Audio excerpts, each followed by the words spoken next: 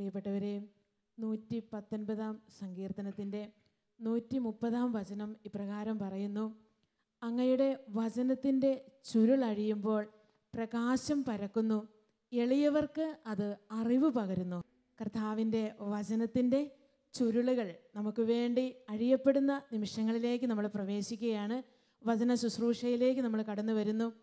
ഇന്ന് നമുക്ക് വേണ്ടി കർത്താവിൻ്റെ വചനം പങ്കുവെച്ച് തരുന്നത് ബഹുമാനപ്പെട്ട മാത്യു ആശാരിപ്പറമ്പിലച്ഛനാണ്. തലശ്ശേരി അതിരൂപതാംഗമായ അച്ഛൻ കണ്ണൂരുള്ള പരിയാരം മദർ ഹോം ധ്യാന സെൻറ്ററിൻ്റെ സ്ഥാപക ഡയറക്ടറാണ്. അതോടൊപ്പം തന്നെ ഒത്തിരിയേറെ ശുശ്രൂഷകൾക്ക് അച്ഛൻ നേതൃത്വം കൊടുക്കുന്നു. കേരളത്തിനകത്തും പുറത്തുമൊക്കെ ആയിട്ട് പ്രശസ്ത ധ്യാനഗുരുവും വചനപ്രഘോഷകനുമാണ് അച്ഛൻ. ഷാലോം ടി വിയിലൂടെയും നമുക്ക് അച്ഛനെ സുപരിചിതനാണ്. മദർ ഹോമിൻ്റെ ശുശ്രൂഷകളും അതുപോലെ മറ്റ് ശുശ്രൂഷകളുമൊക്കെ ഷാലോം ടി വിയിലൂടെ നമ്മൾ കൂടിയിട്ടുണ്ട്. അതിലൊക്കെ നമുക്ക് കർത്താവിന് നന്ദി പറയാം. കരങ്ങളടിച്ച് വലിയ സന്തോഷത്തോടുകൂടി അച്ഛനെ നമുക്ക് ഈ വചന വേദിയിലേക്ക് സ്വാഗതം ചെയ്യാം.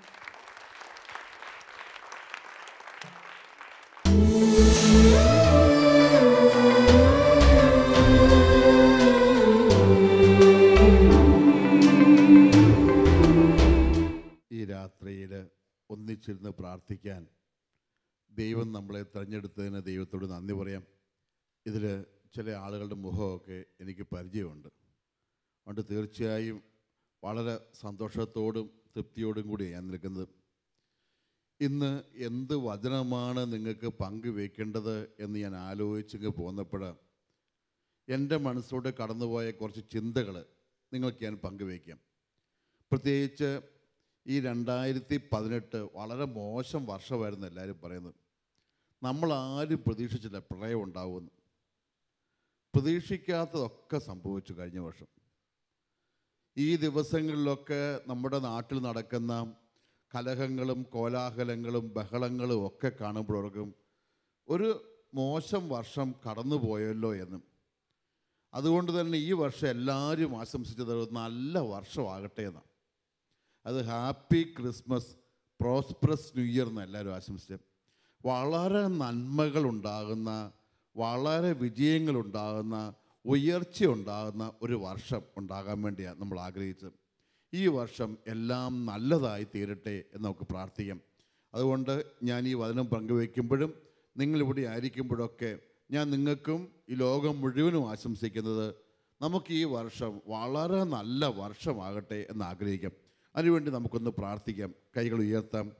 ഇനി കൈകൾ ഉയർത്തി നമുക്കിങ്ങനെ കർത്താവിൻ്റെ നാമത്തെ വിളിച്ച് പ്രാർത്ഥിക്കാം. കർത്താവായ ദൈവമേ, ഈ ദിവസത്തെയും ഈ പ്രാർത്ഥനയെയും ഈ വർഷത്തെയും അങ്ങേ പക്കലേക്ക് ഞങ്ങൾ സമർപ്പിക്കുന്നു. എൻ്റെ കർത്താവേ, ഞങ്ങൾക്ക് ആവശ്യമുള്ളതെല്ലാം അങ്ങ് ഒരുക്കി തരണമേ. Hallelujah, hallelujah, hallelujah, hallelujah. വചനത്തിലൂടെ, കൂദാശകളിലൂടെ എൻ്റെ ജീവിതത്തിലേക്ക് കടന്നു വന്നുകൊണ്ട് എന്നെ നയിക്കണമേ. Hallelujah, hallelujah, hallelujah. കൈകൾ താഴ്ത്താം. ഞാൻ ഈ ആമുഖമായി ഈ വർഷം നല്ലതാകട്ടെ, മുന്നോട്ട് പോകട്ടെ എന്ന് ആഗ്രഹിക്കുമ്പോൾ തന്നെ ഞാൻ ചിലപ്പോഴൊക്കെ ജീവിതത്തിൽ അനുഭവിക്കുന്ന യാഥാർത്ഥ്യങ്ങൾ നമ്മുടെ എല്ലാ ജീവിതത്തിലും നമ്മൾ പ്രതീക്ഷിക്കുന്ന പോലെ ചില കാര്യങ്ങൾ നടക്കുന്നില്ല. ആഗ്രഹിച്ച പല കാര്യങ്ങളും നടക്കാതെ വഴിമുട്ടി നിൽക്കുന്ന ഒരുപാട് പേര് ഞാൻ കണ്ടിട്ടുണ്ട്. അവരൊക്കെ ചോദിക്കും, അച്ഛാ ഇത്രയും കാലമായിട്ട് എന്തുകൊണ്ട് ഈ കാര്യം നടക്കാത്ത? കല്യാണം ആലോചിച്ച് നടക്കുന്നില്ല, അല്ലെങ്കിൽ സ്ഥലം വിൽപ്പന നടക്കുന്നില്ല, ജോലി കിട്ടുന്നില്ല, എന്തോ തടസ്സപ്പെട്ട് നിൽക്കാം. ആ ദിവസങ്ങളിലൊക്കെ ഞാൻ ചിന്തിക്കും, എന്തുകൊണ്ടാണ് ചില കാര്യങ്ങൾക്ക് തടസ്സപ്പെട്ടു പോകുന്നത്? നമുക്ക് തീഷ്ണമായി ഇത് ആഗ്രഹമുണ്ടെന്നൊക്കെ ദൈവത്തിനറിയാം, പക്ഷെ കിട്ടുന്നില്ല. അപ്പോഴാണ് ഈ ദിവസങ്ങൾ ഞാനിങ്ങനെ വചനം വായിച്ചപ്പോൾ ബൈബിളിൽ സംഖ്യയുടെ പുസ്തകത്തിൻ്റെ 23-ാമത്തെ അധ്യായം പ്രത്യേകമായി ശ്രദ്ധിച്ചത്. അവിടെ മനോഹരമായ ഒരു സംഭവം കിടപ്പുണ്ട്. നിങ്ങൾ ബൈബിൾ ആരുടെയെങ്കിലും ഉണ്ടെങ്കിൽ തുറന്നു നോക്കിയാൽ ശ്രദ്ധിച്ച് മനസ്സിലാക്കാൻ പറ്റും. സംഖ്യയുടെ പുസ്തകം അത് ബൈബിളിലെ പുസ്തകത്തിലെ 4-ാമത്തെ പുസ്തകം, സംഖ്യയുടെ പുസ്തകത്തിൽ ഇങ്ങനെ വായിക്കുന്നു. അതായത് ഇസ്രായേൽ ജനം മരുഭൂമിയിലൂടെ യാത്ര ചെയ്തു പോകുന്ന പശ്ചാത്തലം നേരത്തെ സഹോദരൻ അത് നിങ്ങൾ സൂചിപ്പിച്ചു വെച്ചു. ഇവർ ചെന്ന് ഏറുന്നൊരു സ്ഥലമുണ്ട്, ജെറീക്കോയ് എന്ന പട്ടണത്തിനടുത്തെത്തുക. അവിടെ തൊട്ടടുത്ത് കിടക്കുന്ന ദേശവാസികൾ മൊബാബ് എന്ന ദേശക്കാരാണ്. ഈ ഇസ്രായേൽ ജനം ചെന്ന് ഈ മരുഭൂമിയിൽ ഇങ്ങനെ പാളയം അടിച്ചു കഴിഞ്ഞപ്പോഴേയും ഈ മൊബാബ് രാജാവ് പേടിച്ചു. വെട്ടുകിളി പോലെ ഇവരിങ്ങനെ നിൽക്കുന്ന കണ്ടപ്പോൾ ഈ രാജാവ് പേടിച്ചു. രാജാവ് ചിന്തിച്ചു, ഇവരെ യുദ്ധത്തിൽ എങ്ങനെ തോൽപ്പിക്കാൻ സാധിക്കും? സാധാരണ നിലയിൽ യുദ്ധം ചെയ്ത് തോൽപ്പിക്കാൻ പറ്റും, കാരണം ഇവർ വളരെ ശക്തരാണ്. അപ്പോഴാണ് ആരോ പറഞ്ഞു കൊടുത്തു, ബാലാക്ക് എന്ന രാജാവിന് പറഞ്ഞു കൊടുത്തു, രാജാവേ, ഇവർക്ക് എന്തോ ദൈവാനുഗ്രഹമുള്ളവരാണ് ഇസ്രായേൽക്കാരും, അതുകൊണ്ട് ഇവരെ ആരെങ്കിലും നന്നായിട്ടൊന്ന് പ്രാകുവാണെങ്കിൽ അവർക്ക് ഗതികെട്ട് പൊക്കോളും. അതുകൊണ്ട് ഇവരെ ശപിക്കാനായി ആരെങ്കിലും കണ്ടെത്തണം എന്ന് പറഞ്ഞു. ഇവരെ ശപിക്കാൻ ഇവരിങ്ങനെ അന്വേഷിച്ചപ്പോൾ അങ്ങ് ദൂരദേശത്തൊരു പ്രവാചകനുണ്ടെന്ന് കേട്ടു, പേര് ബാലാം. അപ്പോൾ രാജാവ്, സിപ്പോറയുടെ മകനായ ഈ ബാലാക്ക് രാജാവ് ഇസ്രായേൽ ജനത്തെ ശപിക്കുവാൻ ബാലാം എന്ന് പറഞ്ഞ പ്രവാചകനെ കണ്ടെത്തി. അദ്ദേഹത്തിന് കുറേ സമ്മാനങ്ങൾ കൊടുത്തയച്ചിട്ട് പറഞ്ഞു, നീ വന്ന് ഈ ജനത്തെ ശപിക്കണം, കാരണം നിൻ്റെ നാക്ക് നല്ല പൊന്നു നാക്കാം, നീ പറയുന്ന പോലെ സംഭവിക്കും. നീ അനുഗ്രഹിച്ചാൽ അനുഗ്രഹിക്കപ്പെടും, നീ ശപിച്ചാൽ അവർ കരിഞ്ഞു പോകും. അതുകൊണ്ട് നീ വന്ന് ഈ ജനത്തെ ഒന്ന് ശപിക്കണം എന്ന് പറഞ്ഞു. ഇവർ എന്ന് കുറേ നിധികളെല്ലാം കൊണ്ടുവന്ന് പ്രഭുക്കന്മാർ എന്ന് പറഞ്ഞു ബാലാമിനോട് പറഞ്ഞു, ബാലാമേ, നീ ഞങ്ങളുടെ കൂടെ വരണം. ബാലാം ആ രാത്രി പ്രാർത്ഥിച്ചപ്പോൾ ദൈവം പറഞ്ഞു, നീ അവിടെ പോകണ്ടെന്ന് പറഞ്ഞു. നീ അവിടെ പോകണ്ട, കാരണം എൻ്റെ ജനത്തെ ശപിക്കാനാണ് അവിടെ നിന്നെ വിളിച്ചോണ്ട് വന്നിരിക്കുന്നത്, പക്ഷെ നീ പോകണ്ട. പക്ഷേ ഇവർ തിരിച്ചെന്ന് പറഞ്ഞു, രാജാവേ, അദ്ദേഹം വരികയില്ല. രാജാവ് കുറേ കൂടെ സമ്മാനം കൊടുത്തയച്ചു. ഇഷ്ടം പോലെ സ്വർണവും വെള്ളിയും പാത്രങ്ങളൊക്കെ കൊടുത്ത് പറഞ്ഞു, നിനക്ക് എന്ത് വേണമെങ്കിലും തരാം, നീ വന്ന് ഈ ജനത്തെ ശപിക്കണം. അവസാനം ഇവിടെ നിർബന്ധം വഴങ്ങിയപ്പോൾ തോന്നി, ഞാൻ വരാം, ഒറ്റ കണ്ടീഷൻ, അവിടെ വന്ന് കർത്താവ് എന്നോട് പറയുന്നത് മാത്രമേ ഞാൻ പറയൂ, കർത്താവ് എൻ്റെ മനസ്സിൽ തോന്നിക്കുന്നത് മാത്രമേ ഞാൻ പറയൂ, അല്ലാത്തൊന്നും ഞാൻ പറയണം. അവർ പറഞ്ഞു, കുഴപ്പമില്ല, നീ വന്നാൽ മതി, വന്നിട്ട് നിനക്ക് ദൈവം തോന്നിക്കുന്നത് മാത്രം പറഞ്ഞാൽ മതി, എങ്ങനെയെങ്കിലും വാ. ഇങ്ങനെ പറഞ്ഞ് ഇവരെ നിർബന്ധിച്ച് ഈ ബാലാമിനെ കൂട്ടിക്കൊണ്ട് പോവാം. ഒരു കഴുതയുടെ പുറത്ത് കയറി രാവിലെ പുറപ്പെട്ടു. ഈ കഴുതയുടെ പുറത്ത് ഇങ്ങനെ പോകുമ്പം കൂട്ടാൻ വന്ന പ്രഭുക്കന്മാരുണ്ട്. അവിടെ സന്തോഷത്തോടെ മെസ്സേജ് കൊടുത്ത ബാലാം വരുന്നുണ്ട്. ബാലാം വന്ന് ഇസ്രായേൽക്കാരെ ശപിക്കും, അവർ കരിഞ്ഞുണങ്ങിപ്പോവും, ഒരു യുദ്ധവും ചെയ്യണ്ട. ഈ പോകുന്ന വഴിക്ക് ഇവർ മുന്നോട്ട് പോയി അടുത്തെത്താറായപ്പോഴുണ്ട് ഇവർ പോകുന്ന കഴുത പെട്ടെന്ന് ബഹളം വെക്കാൻ തുടങ്ങി. കഴുത അങ്ങോട്ടും ഇങ്ങോട്ടും വളറി പിടിക്കുന്നു, അങ്ങോട്ട് ചാടുന്നു, ഇങ്ങോട്ട് ചാടുന്നു. ഒരു സ്ഥലത്തെത്തിയപ്പോൾ കഴുത ബഹളം വെച്ച് വളറി പിടിച്ച് ഈ വയലിലേക്ക് ചാടി. അപ്പം ഈ മുകളിലിരിക്കുന്ന ബാലാം വിചാരിച്ചു, എന്തൊരു സ്വഭാവം കഴുത കാണിക്കുന്നത്, ഇതെല്ലാം ഇങ്ങനെ ബഹളം വെക്കുന്നത്. കഴുത കൊണ്ടടിച്ചു, വടി കൊണ്ടടിച്ച് കഴുതയെ പിടിച്ച് ഇങ്ങോട്ട് കയറ്റിയപ്പോൾ കഴുത പിന്നെയും ബഹളം വെച്ചു. കഴുത പിന്നെയും വളറി പിടിച്ച് ബഹളം വെച്ച് അങ്ങോട്ട് ചാഞ്ഞു. അപ്പോൾ ഒരു മതിലിനോട് ഉറച്ചി അങ്ങ് പോയി. കഴുതയ്ക്ക് മുന്നോട്ട് പോകാൻ പറ്റുന്നില്ല. അപ്പോൾ ഈ പ്രവാചകന് മോളിൽ കിടന്ന പ്രവാചകൻ്റെ കാലിലെ തൊലിയെല്ലാം പോയി. പ്രവാചകന് ദേഷ്യം വന്നു, പിന്നെ അടിച്ചപ്പം ഈ കഴുത വലിയ വായിലെ കാറി. എൻ്റെ പുറത്തിരിക്കുന്ന യജമാനൻ ചുമ്മാ അടിച്ചുകൊണ്ടിരിക്കുകയാണ്. പക്ഷെ കഴുത എന്തുകൊണ്ട് ഞാൻ അടിക്കുന്നത്? കഴുത മുന്നോട്ട് പോകുന്നില്ല. ഒരു സ്ഥലത്ത് വന്ന് കഴുത ഇങ്ങനെ നിൽക്കുക, പോകുന്നില്ല. അവസാനം കുറച്ച് കഴിഞ്ഞത്തേക്കും ഈ കഴുത നിലത്തേക്ക് മുട്ടുകുത്തി കഴുത പോകുന്നു. ആദ്യം വയലിലേക്ക് ചാടി, പിന്നെ മതിലിനോട് ചേർന്ന് മുട്ടി, പിന്നെ നിലത്ത് മുട്ടുകുത്തി. അപ്പോൾ ഈ കഴുതയെ ഈ മുകളിലിരുന്ന യജമാനൻ ബാല പിന്നെ അടിച്ചു കഴിഞ്ഞപ്പോൾ പല പ്രാവശ്യം അടിച്ചതും. അപ്പോൾ ദൈവം ബൈബിളിൽ നിന്ന് വായിക്കാം, ദൈവം ഈ കഴുതയ്ക്ക് സംസാരശേഷി കൊടുത്തു. ഞാൻ ബൈബിളിൽ നിന്ന് വായിക്കുകയാണ് ആ ഭാഗം. ഞാൻ വായിക്കുന്നത് സംഖ്യയുടെ പുസ്തകം 22-ാം അധ്യായം 22-ാം വചനം. അപ്പോൾ കർത്താവ് കഴുതയ്ക്ക് സംസാര ശക്തി നൽകി, 3 പ്രാവശ്യം എന്നെ അടിക്കാൻ ഞാൻ നിന്നോട് എന്ത് ദ്രോഹം ചെയ്തു? 3 പ്രാവശ്യം ഈ കഴുതി അടിച്ചു. അടിച്ചപ്പോൾ കഴുതി ചോദിക്കുക, യജമാനെ നീ എന്തിനാ എന്നെ 3 പ്രാവശ്യം ഇങ്ങനെ അടിച്ചത്? ഞാൻ എത്ര പ്രാവശ്യം നിന്നെ കൊണ്ട് നടന്നിട്ടുള്ളതാ, ഏരിയയെല്ലാം പോയിട്ടുള്ളതാ, ഒരിക്കലെങ്കിലും ഞാനിങ്ങനെ കാണിച്ചിട്ടുണ്ടോ? നീ ചുമ്മാ എന്തിനാ തല്ലിയത്? കഴുത ബാലാവോട് ചോദിച്ചു, ഇന്ന് വരെ നീ സഞ്ചരിച്ച കഴുതിയല്ലേ ഞാൻ? ഇതിനു മുമ്പ് ഒരിക്കലെങ്കിലും ഞാൻ നിന്നോട് ഇങ്ങനെ ചെയ്തിട്ടുണ്ടോ? ബാലാം പറഞ്ഞു, ചെയ്തിട്ടില്ല. അത് സംഭവിച്ചു. പക്ഷെ നീ ഇപ്പം എന്താ ഇങ്ങനെ ചെയ്തത്? അപ്പോൾ അടുത്ത വാചകം ശ്രദ്ധിക്കേണ്ടത്, അപ്പോൾ ബാലാമിൻ്റെ കണ്ണ് കർത്താവ് തുറന്നു. ബാലാമിന് അന്നേരം പ്രത്യേകം എന്തോ വെളിപാട് കിട്ടി. അതുവരെ ബാലാം കാണുന്നത് ഈ കഴുതയും വയലിലൊക്കെയാണ്. ബാലാമിൻ്റെ കണ്ണ് കർത്താവ് തുറന്നു. അപ്പം ബാലാം എന്താ കണ്ടത്? ഊരിയ വാളേന്തിയും വഴിയിൽ നിൽക്കുന്ന കർത്താവിൻ്റെ ദൂതനെ അവൻ കണ്ടു. ഇപ്പം ബാലാം കാണുന്നത് എന്താ? മുമ്പിലൊരു കർത്താവിൻ്റെ മാലാഹ ഒരു വാൾ ഊരി ഇങ്ങനെ നിൽപ്പുണ്ട്. ഈ വാൾ ഊരി നിൽക്കുന്ന മാലാഹയെ കണ്ട് പേടിച്ചിട്ടാ കഴുത അങ്ങോട്ട് ചാടിയത് ഇങ്ങോട്ട് ചാടിയത്. അവിടെ നിലത്ത് വന്നും കഴുത മുന്നോട്ട് പോവുകയാണ്. കാരണം മുമ്പിൽ നിൽക്കുന്ന ഈ മാലാഹ വാൾ ഊരി കഴുതയെ വെട്ടാൻ വേണ്ടി നിൽക്കാം. ഒരടി മുന്നോട്ട് വെച്ചാൽ അതിനെ വെട്ടിക്കൊല്ലുമെന്നും പറഞ്ഞ് മാലാഹ നിൽക്കുന്നു. ഇത് കണ്ട് പേടിച്ചിട്ടാണ് ഈ കഴുത വയലിലേക്ക് ചാടി ഇങ്ങോട്ട് മതിലേ പോയി മുട്ടി അവസാനം ഒരു രക്ഷയിലാണ്ട് മുട്ടുകുത്തതും. അപ്പോൾ കർത്താവിനെ ദൂതൻ ബാലാവോട് പറഞ്ഞു, കഴുതയെ 3 പ്രാവശ്യം അടിച്ച നീ എന്തിനും? അടുത്ത വാക്ക്, നിന്റെ യാത്ര വിവേകശൂന്യമാകിയാൽ നിന്നെ തടയാൻ ഞാൻ വന്നിരിക്കുന്നു. നിന്റെ ഈ യാത്ര ശരിയായ യാത്രയല്ല. നിന്റെ ഈ യാത്ര മുന്നോട്ട് പോകാൻ പാടില്ല. ഇത് മുന്നോട്ട് പോയാൽ ശരിയാകില്ല. അതുകൊണ്ട് നിന്നെ തടയാൻ ഞാൻ വന്നിരിക്കുന്നു. ദൈവം എന്തിനാ മാലാഹി അയച്ചത്? ഈ യാത്ര മുന്നോട്ട് പോകരുത്. നിന്റെ ആഗ്രഹം മുന്നോട്ട് പോകണമെന്നായിരിക്കാം, നിനക്ക് ഇഷ്ടം മുന്നോട്ട് പോകാനായിരിക്കാം, ഇതാണ് ശരിയെന്ന് വഴി നിനക്ക് തോന്നുമായിരിക്കാം. പക്ഷേ കർത്താവ് എന്താ പറഞ്ഞത്? ഇത് മുന്നോട്ട് പോകാൻ പാടില്ല. നീ എൻ്റെ ജനത്തെ നീ ചെന്നിട്ട് എൻ്റെ ജനത്തെ ശപിക്കാൻ പാടില്ല. അതുകൊണ്ട് നിന്നെ തടയേണ്ടത് എൻ്റെ ആവശ്യമാണ്. ചില വഴികൾ മുടക്കണം. അപ്പോൾ ബാലാം കർത്താവിന്റെ ദൂതനോട് പറഞ്ഞു, അങ്ങ് എനിക്കെതിരെ വഴിയിൽ നിന്നത് ഞാൻ അറിഞ്ഞില്ല. ഇത് അങ്ങയുടെ ദൃഷ്ടിയിൽ തിന്മയെങ്കിൽ ഞാൻ തിരിച്ചു പോയിക്കൊള്ളാം.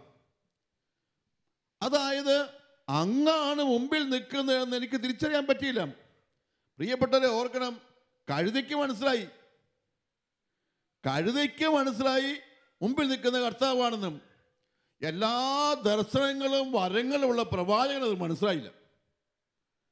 പ്രവാചകൻ വിചാരിച്ചെന്താ? ചുമ്മാ കഴുത അങ്ങോട്ടും ചാടുക ഇങ്ങോട്ടും ചാടുക മുട്ടുകുത്താൻ. പ്രിയപ്പെട്ട, ഇതൊന്നും നമ്മൾ പഠിച്ചു നോക്കേണ്ട പാഠമാണ്. ചിലപ്പോഴൊക്കെ നമ്മുടെ മുമ്പിൽ ചില വഴികൾ അടയും. എന്താ അടയുന്നത്? ദൈവം വഴി അടച്ചതാ. നീ മുന്നോട്ട് പോകാൻ പാടില്ല. ഇതല്ല നിന്റെ വഴി. നിനക്ക് തോന്നും ഈ വഴിക്ക് പോകണം, നിനക്ക് തോന്നും ഈ വഴി നല്ല വഴിയാന്ന്. പക്ഷേ ചില കാര്യങ്ങൾ സാധിക്കരുത്. ചില വഴികൾ അടയണം. ഇത് തിരിച്ചറിയണമെങ്കിൽ സംഭവിക്കണം, കഴുതയെ പോലെ ആകണം നമ്മൾ. വലിയ പ്രവാചകനാണ്, വലിയ ബുദ്ധിയുള്ള വ്യക്തിയാണ്, ജ്ഞാനമുള്ള വ്യക്തിയാണ് എന്ന് പറഞ്ഞാൽ ചില കാര്യങ്ങൾ കാണാൻ പറ്റിയില്ല. ഇന്ന് ഞാൻ ചിലപ്പോഴൊക്കെ ചിന്തിക്കാറുണ്ട്, ചില ആളുകൾക്ക് ചില കാര്യങ്ങൾ മനസ്സാകാത്തത് അതിബുദ്ധി കൊണ്ടാണ്. അതിബുദ്ധിയുള്ള ചില കാര്യങ്ങൾ മനസ്സാകില്ല. പെട്ടെന്ന് മനസ്സാകുന്ന സാധാരണ ആളുകൾക്കായിരിക്കും. ജീവിതത്തിൽ ഓർത്ത് വെക്കേണ്ട പാഠം അത്. പ്രിയപ്പെട്ടവരെ, നമ്മുടെ ചില വഴികൾ മുന്നോട്ട് പോകാൻ പാടില്ല. നിങ്ങളൊക്കെ വിചാരിക്കുന്ന ചില കാര്യങ്ങൾ എന്തുകൊണ്ടാണ് പരീക്ഷയ്ക്ക് തോറ്റത്? കാരണം ഇത് ജയിക്കാൻ പാടില്ല. ഇവിടെ ഞങ്ങളുടെ ഒരു വികാരിയച്ഛൻ സ്ഥലം മാറി വന്നപ്പോൾ വീട്ടിൽ കൂടെ പോയി അപ്പോൾ എല്ലാവരും പരിചയപ്പെട്ടപ്പോൾ ചോദിച്ചു, ചേട്ടൻ്റെ പേര് പാപ്പച്ചേട്ടാ, പിള്ളേരെത്രയുണ്ട്? പിള്ളേർ 4 പിള്ളേരൊക്കെ എവിടെയാ? അച്ഛൻ സാധാരണ നിങ്ങളുടെ ഇടവേളയ്ക്ക് അച്ഛന്മാർ പരിചയപ്പെടുന്ന അച്ഛനെ ബുക്കെ കുറിച്ചെടുക്കുക. അപ്പോൾ അച്ഛാ, എൻ്റെ മൂത്ത മോൻ ജോയി അവനങ്ങ് അമേരിക്കയിലാണ് അച്ഛാ. അവനാണ് പഠിക്കുന്ന കാലത്ത് എന്നെ മിടുക്കം പയ്യനായിരുന്നു, അറിയാവോ? അവൻ പഠിച്ചു, അവൻ SSC അയച്ചു, +2 കഴിഞ്ഞു, അവൻ BTech പഠിച്ചു, അവൻ ജോലി കിട്ടി, അങ്ങനെ അമേരിക്കയിൽ നല്ല കൊള്ളാം. രണ്ടാമത്തെ മോനും മിടുക്കനാണ്. അവൻ നല്ല എഞ്ചിനീയറിംഗ് കഴിഞ്ഞിട്ട് അവനങ്ങ് ദുബായിൽ സെറ്റിൽഡാണ്. അവൻ്റെ കാര്യം മിടുക്കനെ. മൂന്നാമത്തെ പെങ്കൊച്ച, അവൾ നന്നായി പഠിക്കുമായിരുന്നു, മിടുക്കതിയായി പഠിക്കുമായിരുന്നു. അവൾ പഠിച്ച് നേഴ്സിംഗ് ഒക്കെ കഴിഞ്ഞ് അവൾ ഓസ്ട്രേലിയയിൽ സെറ്റിൽഡാണ്. അപ്പം 3 മക്കളും നല്ല നിലയിൽ, മൂത്തവന്, ഇളയവൻ, രണ്ടാമത്. പിന്നെ ആരാ ഒരുത്തൻ, മൂന്നാമത്തൻ, അവൻ ബേബി. എൻ്റെ അച്ഛ അവനൊരു പൊട്ടനച്ഛ. അവന് SLC കഷ്ടിമുഷ്ടിയാണ് ജയിച്ചത്. അവന് ഒരുവിധമൊക്കെ തട്ടിപ്പടഞ്ഞൊക്കെ SLC ആദ്യത്തെ പ്രാവശ്യം തോറ്റ് സേഴ്സിയൊക്കെ ജയിച്ചു. പിന്നെ അവൻ പഠിച്ച +2 പഠിച്ചപ്പം അവൻ പറഞ്ഞ് പകുതിയായപ്പോൾ നിർത്തി. ചാച്ചാ ഞാനെങ്ങും പോകുന്നില്ല ചാച്ചാ എന്ന് പറഞ്ഞ് അവൻ പണിയൊക്കെ നിർത്തി. അവന് ഈ കന്നുകാലിയെ നോട്ടമായിരുന്നു അച്ഛൻ ഇഷ്ടം. അവൻ 2 പശുവിനൊക്കെ വളർത്തി, പിന്നെ റബ്ബറൊക്കെ വിട്ട് അവൻ നിൽക്കും. അവൻ വീട്ടിൽ നിന്നും അവനിപ്പോൾ ഈ കഥ പറഞ്ഞപ്പം അച്ഛൻ പറഞ്ഞു, അയ്യോ അവനൊരു വഴി ഉണ്ടായില്ലല്ലേ. മറ്റ് 3 പിള്ളേർ എന്തോരം നല്ല നിലയിലെത്തി. അമേരിക്കയിലും ഓസ്ട്രേലിയയിലും ദുബായിലൊക്കെ എത്തിയല്ലേ. ഇവനീ ബേബി പൊട്ടൻ ഒന്നുമില്ലാണ്ട് വീട്ടിൽ നിൽക്കാം. അപ്പം ഈ പാപ്പൻ ചേട്ടൻ ചൂടായി. അച്ഛൻ എന്നതാ അച്ഛാ പറഞ്ഞെന്ന് ചോദിച്ചു. അച്ഛാ ഇവനാ അച്ഛാ ഏറ്റവും വലിയ ലാഭം എന്ന് പറഞ്ഞു. അച്ഛാ ഇവർ മറ്റ് 3 പേരും പഠിച്ച് മിടുക്കന്മാരായും അവർ പുറത്തൊക്കെ എത്തി. ഇവനാണെങ്കിൽ ഏറ്റവും ഇളയവൻ, ഇവൻ കാര്യമായി പഠിച്ചില്ല. അവൻ SLC ആദ്യത്തെ പ്രാവശ്യം തോറ്റു, പരീക്ഷ എഴുതി ജയിച്ചു. എന്നിട്ട് +2 പോയി, അവിടെ അവൻ തോറ്റു. എന്നിട്ട് അവൻ ചുമ്മാ റബ്ബറും പെട്ടി കന്നാലി നോക്കി നടക്കാം. പഴയ എൻ്റെ അച്ഛ, അവനാ അച്ഛ ഞങ്ങളുടെ ഭാഗ്യം. അവനാ അച്ഛ ഭാഗ്യം. കാരണം അവന് അതുകൊണ്ട് ഇവിടെ ഞങ്ങളുടെ കൂടെ ഉണ്ടച്ഛ, ഞങ്ങളെ നോക്കാൻ ഒരാളായില്ലേ അച്ഛ. മറ്റ് 3 പേരും വർഷത്തിൽ 2 വർഷം കൂടുമ്പോൾ ഒന്ന് വന്നെങ്കിലായി, വരുമ്പോൾ ഹായ് ഹൂ ഡാ ഡി ഡി എന്നൊക്കെ പറഞ്ഞ് പോവുള്ളൂ അച്ഛ. ഇന്ന് ഞങ്ങൾക്കൊരു മരുന്ന് മേടിച്ചിടാൻ ഇവനല്ലേ അച്ഛ ഉള്ളൂ അച്ഛ. അതുകൊണ്ട് ജയിക്കുന്നവരല്ല അച്ഛ നല്ലവർ, തോക്കുന്നവരച്ഛ നല്ലത്. എല്ലാവരും ഒന്നും ജയിക്കരുത് അച്ഛ. ഒരു സാധാരണ ഗ്രാമത്തിലെ ചേട്ടൻ പഠിപ്പിച്ചത് അച്ഛ, എല്ലാവരും ഒന്നും ജയിച്ചു പോകരുത്. ജയിച്ചു പോയാൽ അച്ഛ ഞങ്ങൾ ഒറ്റപ്പെട്ടു പോയല്ലേ. ഇപ്പം ഇവനുണ്ട്, ഇവൻ്റെ ഭാര്യയുണ്ട്, ഇവൻ്റെ മക്കളുണ്ട്. ഇവൻ്റെ മക്കൾ ഞങ്ങളെ ചാച്ച അമ്മച്ചി എന്നൊക്കെ വിളിക്കും. ഇവൻ്റെ മക്കൾ വർത്താനൊക്കെ പറയും. മറ്റോടെ മക്കളും ഡാഡിയും മമ്മിയും എന്നൊക്കെ വിളിക്കും അച്ഛ. അച്ഛ ഇതൊക്കെയല്ല അച്ഛ സുഖം. ഇത് ജയിക്കരുത് അച്ഛ, എല്ലാവരും ജയിക്കരുത് അച്ഛ. ഈയിടെ ഫേസ്ബുക്കിൽ ഏതോ മിടുക്കം പയ്യൻ ടീച്ചർക്ക് ഒരു പോസ്റ്റ് ഇട്ടില്ലേ. ടീച്ചറെ ഈ മുമ്പിൽ ഇരിക്കുന്ന ഫസ്റ്റ് ബെഞ്ചിരിക്കുന്ന പഠിപ്പിസ്റ്റുകളെ ഒരുപാട് ബഹുമാനിച്ചേക്കരുന്നു. ടീച്ചർ വിചാരിക്കും ചോദ്യത്തിനെല്ലാം ഉത്തരം പറയുന്ന, എല്ലാം നന്നായി പഠിക്കുന്ന മുമ്പിരിക്കുന്ന മിടുക്കന്മാർ പഠിപ്പിസ്റ്റുകൾ, അവരാ മിടുക്കന്മാരെന്ന്. പക്ഷേ ടീച്ചറെ ഏറ്റവും പുറകത്തെ ബെഞ്ചിരിക്കുന്ന ഞങ്ങളായിരിക്കും ടീച്ചർക്ക് ഉപകാരം എന്ന് പറഞ്ഞു. ടീച്ചർ റിട്ടയർ ചെയ്യുമ്പം ടീച്ചർ വണ്ടി ടൗണിൽ വരുമ്പം ടീച്ചർക്ക് ആശുപത്രിയിൽ പോകാൻ ഓട്ടോറിക്ഷ ഓടിക്കാൻ ഞങ്ങളെ കാണുള്ളൂ എന്ന് പറഞ്ഞു. ടീച്ചറിൻ്റെ വീട്ടിൽ പത്രം കൊണ്ടുവന്നിടാൻ ഞങ്ങളെ കാണുള്ളൂ എന്ന് പറഞ്ഞു. ഈ മുമ്പിരിക്കുന്നമാരൊക്കെ എഞ്ചിനീയറിംഗ് അതും ഇതൊക്കെ പഠിച്ച് പോകുമ്പോൾ ടീച്ചർക്ക് മത്തി കൊണ്ടുവന്നിടാൻ, രാവിലെ മീൻ കൊണ്ടുവരാൻ ഞങ്ങളെ കാണുള്ളൂ എന്ന് പറഞ്ഞു.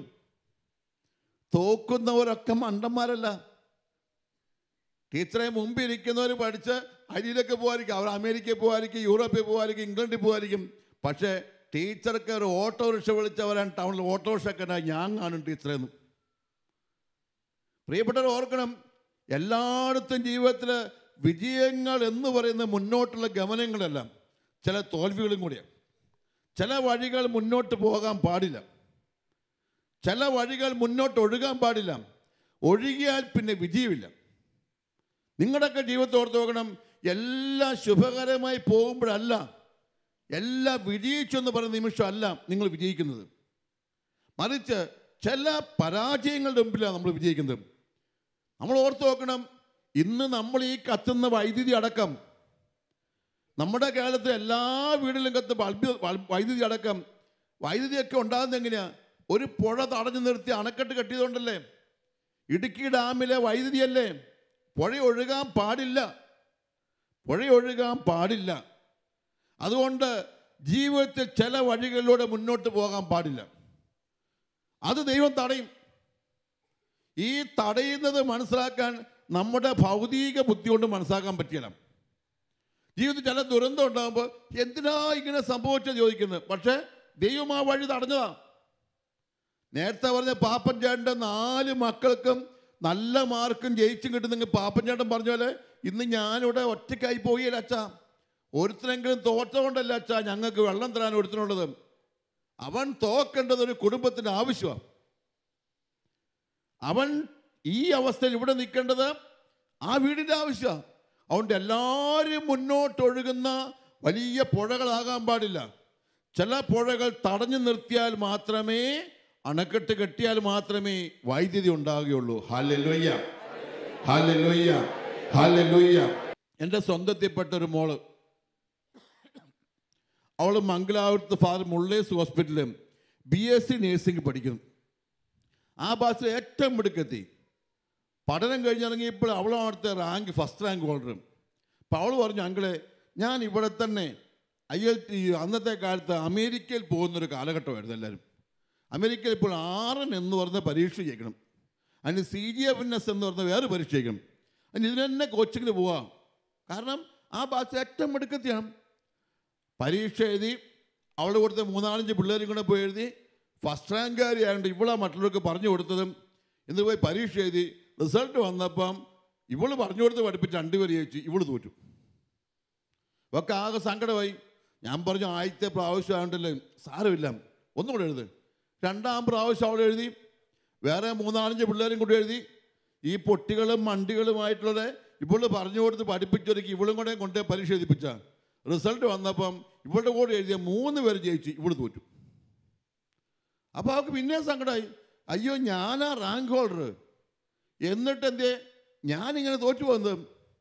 ഞാൻ പറഞ്ഞു, സാരമുള്ളി ജയിക്കൊടി എന്നൊക്കെ പറഞ്ഞു. അവൾ പിന്നെയും പരീക്ഷ എഴുതി, 3ാം പ്രാവശ്യം പരീക്ഷ എഴുതി, അന്നേരം അവൾ തോറ്റു. ഇപ്രാവശ്യം സങ്കടവും വിഷമവും കൊണ്ട് നിൽക്കുന്ന നേരത്ത് ഞാൻ പറഞ്ഞു, നീ എന്തിനാണ് ഈ അമേരിക്കയ്ക്ക് ഇങ്ങനെ ശ്രമിക്കുന്നത്? എവിടെ നിന്നാണ് ഈ അമേരിക്ക എന്ന് കിട്ടിയത്? ഒരു കാര്യം, നീ വേറെ ഗൾഫിലേക്ക് പരീക്ഷ എഴുതാൻ പറഞ്ഞു. നീ വല്ല ഗൾഫിലേക്ക് പരീക്ഷ എഴുതും?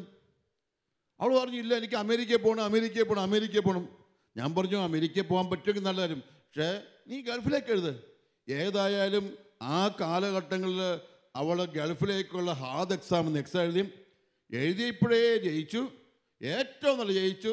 1 മാസമൊക്കെ ഇൻ്റർവ്യൂ പാസ്സായി, അവൾ ജോലിയായി ഗൾഫിലേക്ക് എത്തിക്കഴിഞ്ഞെന്ന് മാത്രമല്ല, അവിടെ ചെന്ന് ഒരു 6 മാസം അവിടുത്തെ ഗവൺമെൻറ് സെക്ടറിൽ പരീക്ഷ എഴുതി, അത് ജയിച്ചു, ഗവൺമെൻറ് ജോലിയായി. ഇപ്പോൾ 5-6 വർഷം കഴിയുമ്പം അവൾ വളരെ ഉയർന്ന ഗവൺമെൻറ് ജോലിയിലാണ്. അവളുടെ കൂടെ പഠിച്ച 6 എഴുതിയ പലർക്കൊക്കെ അമേരിക്കയിൽ പോകാൻ പറ്റുക. ആ കാലത്ത് ഗവൺമെൻറ് 6 അമേരിക്കയിലേക്ക് ജോലിക്കാരോട് നേഴ്സ് കൊടുക്കുന്ന നിരോധിച്ചു, എടുക്കുന്നില്ല. ഇവൾ ഈ ദിവസം എന്നെ കണ്ട പറഞ്ഞു, എൻ്റെ പൊന്നങ്കിളെ, അന്ന് ഞാൻ ഈ അമേരിക്ക മോഹം കൊണ്ട് നടന്നിരുന്നെങ്കിൽ ഞാൻ എവിടെ എത്തില്ല. മറിച്ച് ഇപ്പോഴോ അമേരിക്കയിൽ നേഴ്സിന് കിട്ടുന്നതിനേക്കാൾ ശമ്പളം ഇന്ന് ഗൾഫിൽ കിട്ടും, അതിനേക്കാൾ നല്ല ഗവൺമെൻറ് പൊസിഷനായി. മാത്രമല്ല, ഭർത്താവ് അവിടെ തന്നെ നല്ല ഭർത്താവിനെ കിട്ടി, കുഞ്ഞുങ്ങളെ കിട്ടി, അവിടെ ജീസസ് യൂത്തിൽ പ്രവർത്തിക്കുന്നു, എല്ലാ കാര്യങ്ങളും നന്നായി പോകുന്നു. അന്ന് എന്നെ തോൽപ്പിച്ചതാണ് എൻ്റെ ജീവിതത്തിലെ വിജയമൊന്നും. ആ പരീക്ഷകൾ തോറ്റതാണ് ഇന്ന് വിജയമായി മാറിയത്. ചില തോൽവികളാണ് നമ്മളെ വഴിമാറ്റി വിടുന്നത്. ചില വഴികൾ മുടക്കപ്പെടണം. ഇവിടെ നമ്മൾ വിചാരിക്കുന്ന വഴിയിലല്ല ദൈവം അത്ഭുതം കൊണ്ടുവരുന്നത്. അതുകൊണ്ട് ജീവിതത്തെ ഓർത്ത് വെക്കണം. ചിലപ്പോൾ ഏതെങ്കിലുമൊക്കെ ഒരു നഷ്ടം സംഭവിച്ചു, ഒരു പരാജയം സംഭവിച്ചു, ഒരു കാര്യം ശരിയായില്ല എന്ന് വിചാരിച്ച് മനസ്സ് പതറരുത്. കാരണം നീ ആ വഴിക്ക് പോകേണ്ടതല്ല. വചനം എന്താ പഠിപ്പിച്ചത്? നിന്റെ യാത്ര വിവേകശൂന്യമാകിയാൽ നിന്നെ തടയാൻ ഞാൻ വന്നിരിക്കുന്നു. നിന്റെ യാത്ര വിവേകശൂന്യമാകിയാൽ നിന്നെ തടയാൻ ഞാൻ വന്നിരിക്കുന്നു. ദൈവം തന്നെയാണ് ചില വഴി തടഞ്ഞത്. ദൈവം തന്നെയാണ് നിന്നെ തോൽപ്പിച്ചത്. ദൈവം തന്നെയാണ് നിനക്ക് ഈ കല്യാണം മാറ്റിയത്. ദൈവം തന്നെയാണ് നിനക്ക് ഈ രോഗം പറ്റിയത്. ഇത് ഉണ്ടാകണം, ഉണ്ടാകാതിരിക്കാൻ വയ്യ. ഇല്ലെങ്കിൽ നീ ഇപ്പോൾ സുഖമായി മുന്നോട്ട് പോകും, വലിയ ദുരന്തങ്ങളിലേക്ക് പോയി കൂപ്പുകുത്തും. പ്രിയപ്പെട്ട ചില സ്ഥലങ്ങളിലൊക്കെ ചില ആളുകൾക്ക് ജോലി നിഷേധിക്കപ്പെടും. എന്തിനാ ജോലി നിഷേധിക്കപ്പെട്ടത്? എന്തിനാ എന്നെ ഇവിടുന്ന് പറഞ്ഞയച്ചത്? ഇതൊക്കെ തോന്നും. ഞാൻ ധ്യാന കേന്ദ്രത്തിലായിരുന്നപ്പോൾ ഒരു സഹോദരൻ എൻ്റെ അടുത്ത് വന്ന് എൻ്റെ കൂടെ ധ്യാനത്തിൽ വരികയും പ്രാർത്ഥനാ ഗ്രൂപ്പിൽ ഉണ്ടാകുകയും, നല്ല സഹോദരൻ, അദ്ദേഹം വന്ന് അതിൻ്റെ മോളുടെ കല്യാണം വിളിച്ചു. തീർച്ചയായും സന്തോഷമാണ്, കല്യാണമാകട്ടെ, അനുഗ്രഹമാകട്ടെ എന്നൊക്കെ ഞാനും ആശംസിച്ച് പ്രാർത്ഥിച്ചു.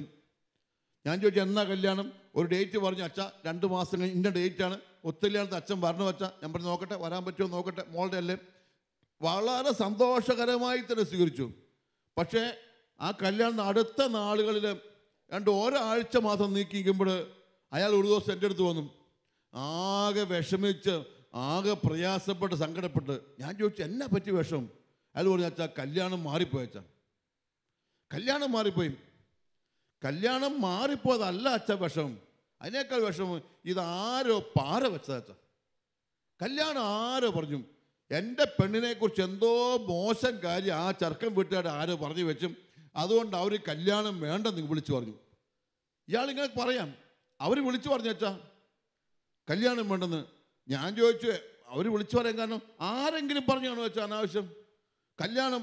അതുകൊണ്ട് പറഞ്ഞു, ഞാൻ അന്വേഷിക്കുക അച്ഛാ, ആരാണ് എനിക്കിടയിൽ പാര വെച്ചത്? അച്ഛാ ആരാ പാര വെച്ചു? ഞാൻ പറഞ്ഞു, അങ്ങനെയൊന്നും ആയിരിക്കില്ല അച്ഛനൊന്നും പറഞ്ഞിട്ടൊരു കാര്യമില്ല അച്ഛാ, ഏതായാലും അന്വേഷിക്കും. ഇയാൾ ഈ വാശി കൊണ്ടുപോയി. കുറച്ച് നാളത്തേക്ക് ഇയാൾക്ക് ധ്യാനത്തൊന്നും വന്നില്ല, മധ്യസ്ഥ പ്രാർത്ഥന വന്നില്ല. മോളുടെ കല്യാണം പാര വെച്ചു, ഇതാ പ്രശ്നം. ഇയാളുടെ കല്യാണത്തിന് ആലോചിച്ച് ചെറുക്കൻ സിംഗപ്പൂരിൽ മറ്റേ ജോലിയുള്ള ചെറുക്കനാണ്. അതുകൊണ്ട് തന്നെ ഇയാൾ നല്ല ജോലിയുള്ള ചെറുക്കനാണ്, ഇത് പെണ്ണിൻ്റെ ഭാഗ്യമാണ് എന്നൊക്കെ പറഞ്ഞാണ് എന്നെ വന്ന് വിളിച്ചത്. അതുകൊണ്ട് തന്നെ ഈ കല്യാണം മാറിപ്പോൾ ഇയാൾക്ക് ഇത്രയും സങ്കടവും ദേഷ്യവും. അച്ഛൻ ഞാൻ കണ്ടുപിടിക്കും അച്ഛാ, ഞാൻ അന്വേഷിക്കും അച്ഛാ എന്നൊക്കെ പറഞ്ഞു. ഞാൻ പറഞ്ഞു ആയിക്കോട്ടെ പ്രാർത്ഥിക്കാമെന്ന് പറഞ്ഞു വിട്ടു. കാരണം ആ ചിന്തയെ വിട്ട് 6 മാസം കഴിഞ്ഞപ്പോൾ അയാൾ ഒരിക്കൽ എൻ്റെ അടുത്ത് വന്നു. അയാൾ ഇപ്രാവശ്യം വന്ന് ധ്യാനിക്കാനാണ് വന്നത്. അച്ഛാ എനിക്കൊന്ന് ധ്യാനിക്കണം അച്ഛാ. അപ്പോൾ അതിനിടയ്ക്ക് അയാൾ മധ്യസ്ഥ പ്രാർത്ഥനയ്ക്ക് വന്നിട്ടില്ല, അയാൾ ശുശ്രൂഷയ്ക്കൊന്നും വന്നിട്ടില്ല. അതുകൊണ്ട് ആകെ അകന്നു പോയി ധ്യാനിക്കണം. ഞാൻ പറഞ്ഞു ധ്യാനിക്ക്. ധ്യാനത്തിൻ്റെ ഇടയ്ക്ക് കൗൺസിലിങ്ങിനൊക്കെ പോയി വന്നതിന് ശേഷമാണ് എൻ്റെ അടുത്ത് വരുന്നത്. കൗൺസിലിങ്ങിനൊക്കെ പോയി വന്നു കഴിഞ്ഞപ്പം ഇയാളോട് സംസാരിച്ചു, എൻ്റെ അച്ഛാ ദൈവം എന്നെ ഇങ്ങനെയൊക്കെ സ്നേഹിക്കുന്നു ഇപ്പോഴും അച്ഛാ മനസ്സിലായത്. ഞാൻ എന്നാ സംഭവിച്ചത്? അച്ഛാ ആ കല്യാണം മാറിപ്പോയത് വലിയ അനുഗ്രഹമായി അച്ഛാന്ന്. അദ്ദേഹം പിന്നീട് തിരിച്ചറിഞ്ഞത് ഈ ആലോചിച്ച ചെറുക്കൻ മഹാതെമ്മാടി ചെറുക്കനാണെന്നും അവനവിടെ വേറെ പെണ്ണുണ്ടെന്നും ഇവിടെ നാട്ടിൽ വന്നപ്പോൾ വീട്ടുകാരെ തൃപ്തിപ്പെടുത്താൻ വേണ്ടി മാത്രം കല്യാണം ആലോചിച്ചാന്നും ഇങ്ങനെ വന്ന് കല്യാണം കണ്ടുവച്ചൊക്കെ അവസാനം എങ്ങനെയോ എവിടുന്നോ കല്യാണം മാറിപ്പോയതാണ്. ഈ ചെറുക്കന് മഹാതെമ്മാടിയാണ്, ഫ്രോഡാ, തട്ടിപ്പുകാരൻ. അവന് വേറെ പെണ്ണുണ്ട് അവിടെ. പക്ഷെ അതേ സമയത്ത് ഇവിടെ കൂടെ ഒന്ന് ആലോചിച്ച് വെച്ചു, ഇതൊന്നും ഈ കല്യാണം മാറിയില്ലെങ്കിൽ ഇവളെ കെട്ടിക്കൊണ്ട് പോയേനെ, അവിടെ ചില പ്രശ്നമായേനെ, ആകെ തകരാറിപ്പോയി. പക്ഷെ അന്ന് എന്തോ ആരോ പറഞ്ഞു വെച്ച അവരെ വിളിച്ചു പറഞ്ഞു, കുറ്റം എന്തോ പറഞ്ഞു, കല്യാണം മാറിപ്പോയി. ഇന്ന് അയാൾ ധ്യാനത്തിനിടയ്ക്ക് കൗൺസിലിങ്ങിന് പോയി തമ്പുരാൻ വെളിപ്പെടുത്തി കൊടുത്തപ്പോൾ ഇയാൾ പറഞ്ഞു, എൻ്റെ അച്ഛാ ആ കല്യാണം മാറിയതാ അച്ഛാ അനുഗ്രഹമായത്. ആ കല്യാണം മാറിയില്ലാഞ്ഞുവെങ്കിലോ എൻ്റെ മോളുടെ ജീവിതം എന്നും നരകമായി പോകില്ലഞ്ഞോ. പ്രിയപ്പെട്ടവരെ, അതുകൊണ്ട് ഞാൻ നിങ്ങളോട് പങ്കുവയ്ക്കുന്ന ചിന്തകളൊന്ന്, ചില കല്യാണങ്ങൾ മാറണം, ചില വഴികൾ അടയണം, ചില ജോലികൾ നഷ്ടപ്പെടണം, ചില പരീക്ഷകൾ തോക്കണം, ചില ഇൻ്റർവ്യൂകൾ പരാജയപ്പെടണം. ഇതൊക്കെയും ദൈവത്തിൻ്റെ പദ്ധതിയാണ്. നമ്മളെന്നും നന്മയുണ്ടാകാൻ ആഗ്രഹിക്കുന്ന പ്രോസ്പെറസ് വർഷമാണ്, സമൃദ്ധിയുള്ള അടിവച്ചടിവച്ച് കയറിപ്പോകുന്ന വർഷങ്ങളെക്കുറിച്ച് ചിന്തിക്കണം. ഞാൻ നിങ്ങളോട് പറയുന്നത് പ്രിയപ്പെട്ടവരെ, ചിലപ്പോൾ ഈ വർഷം സംഭവിക്കാൻ പോകുന്ന ചില കാര്യങ്ങൾ നിങ്ങൾക്ക് ഒട്ടും പ്രതീക്ഷിക്കാത്ത കാര്യങ്ങളായിരിക്കും, ഒരു വിധത്തിലും പ്രതീക്ഷിക്കാതെയായിരിക്കും. ഈ ഇരിക്കുന്നതിൽ ചിലരാരെങ്കിലും ഒക്കെ കാണുമായിരിക്കും, ഈ സ്വരം കേൾക്കുന്ന ആരെങ്കിലും ജീവിതത്തിൽ ഈ വർഷം മരണം ഉണ്ടായേക്കാം. ഭർത്താവ്, ഭാര്യ, മകന്, മകള് എന്തെങ്കിലും സംഭവിക്കും. എല്ലാവർക്കും ശുഭകരമാകുമെന്ന് പറയുമ്പോഴും മരണമെന്ന കഥയുണ്ട് മുമ്പിൽ. ആർക്കാ സംഭവിക്കുന്നത് അറിയാൻ പറ്റുമോ? ചില ജീവിതത്തിൽ തോൽവികൾ ഉണ്ടായേക്കാം, ചില ജീവിതത്തെ വഴിമാറ്റി വിട്ടേക്കാം. ഗൾഫിലൊക്കെയുള്ള ഏതാൾക്കും ഏത് നിമിഷവും ജോലി നഷ്ടപ്പെടാം. പ്രിയപ്പെട്ടവരെ ഓർക്കണം, ഇതെല്ലാം ദൈവം നിന്റെ വഴി മുടക്കുന്ന, വേറെ വഴിയിലേക്ക് പോകാൻ ദൈവം ആഗ്രഹിക്കുന്നുണ്ട്. ഞാൻ എൻ്റെ ജീവിതത്തെ ചിന്തിക്കും, ചില കാര്യങ്ങൾ നിഷേധാത്മകമായി സംഭവിക്കുമ്പോൾ ഞാൻ ശാന്തമായി ചിന്തിക്കും, ദൈവമേ എന്തുകൊണ്ടങ്ങനെ സംഭവിക്കുന്നത്?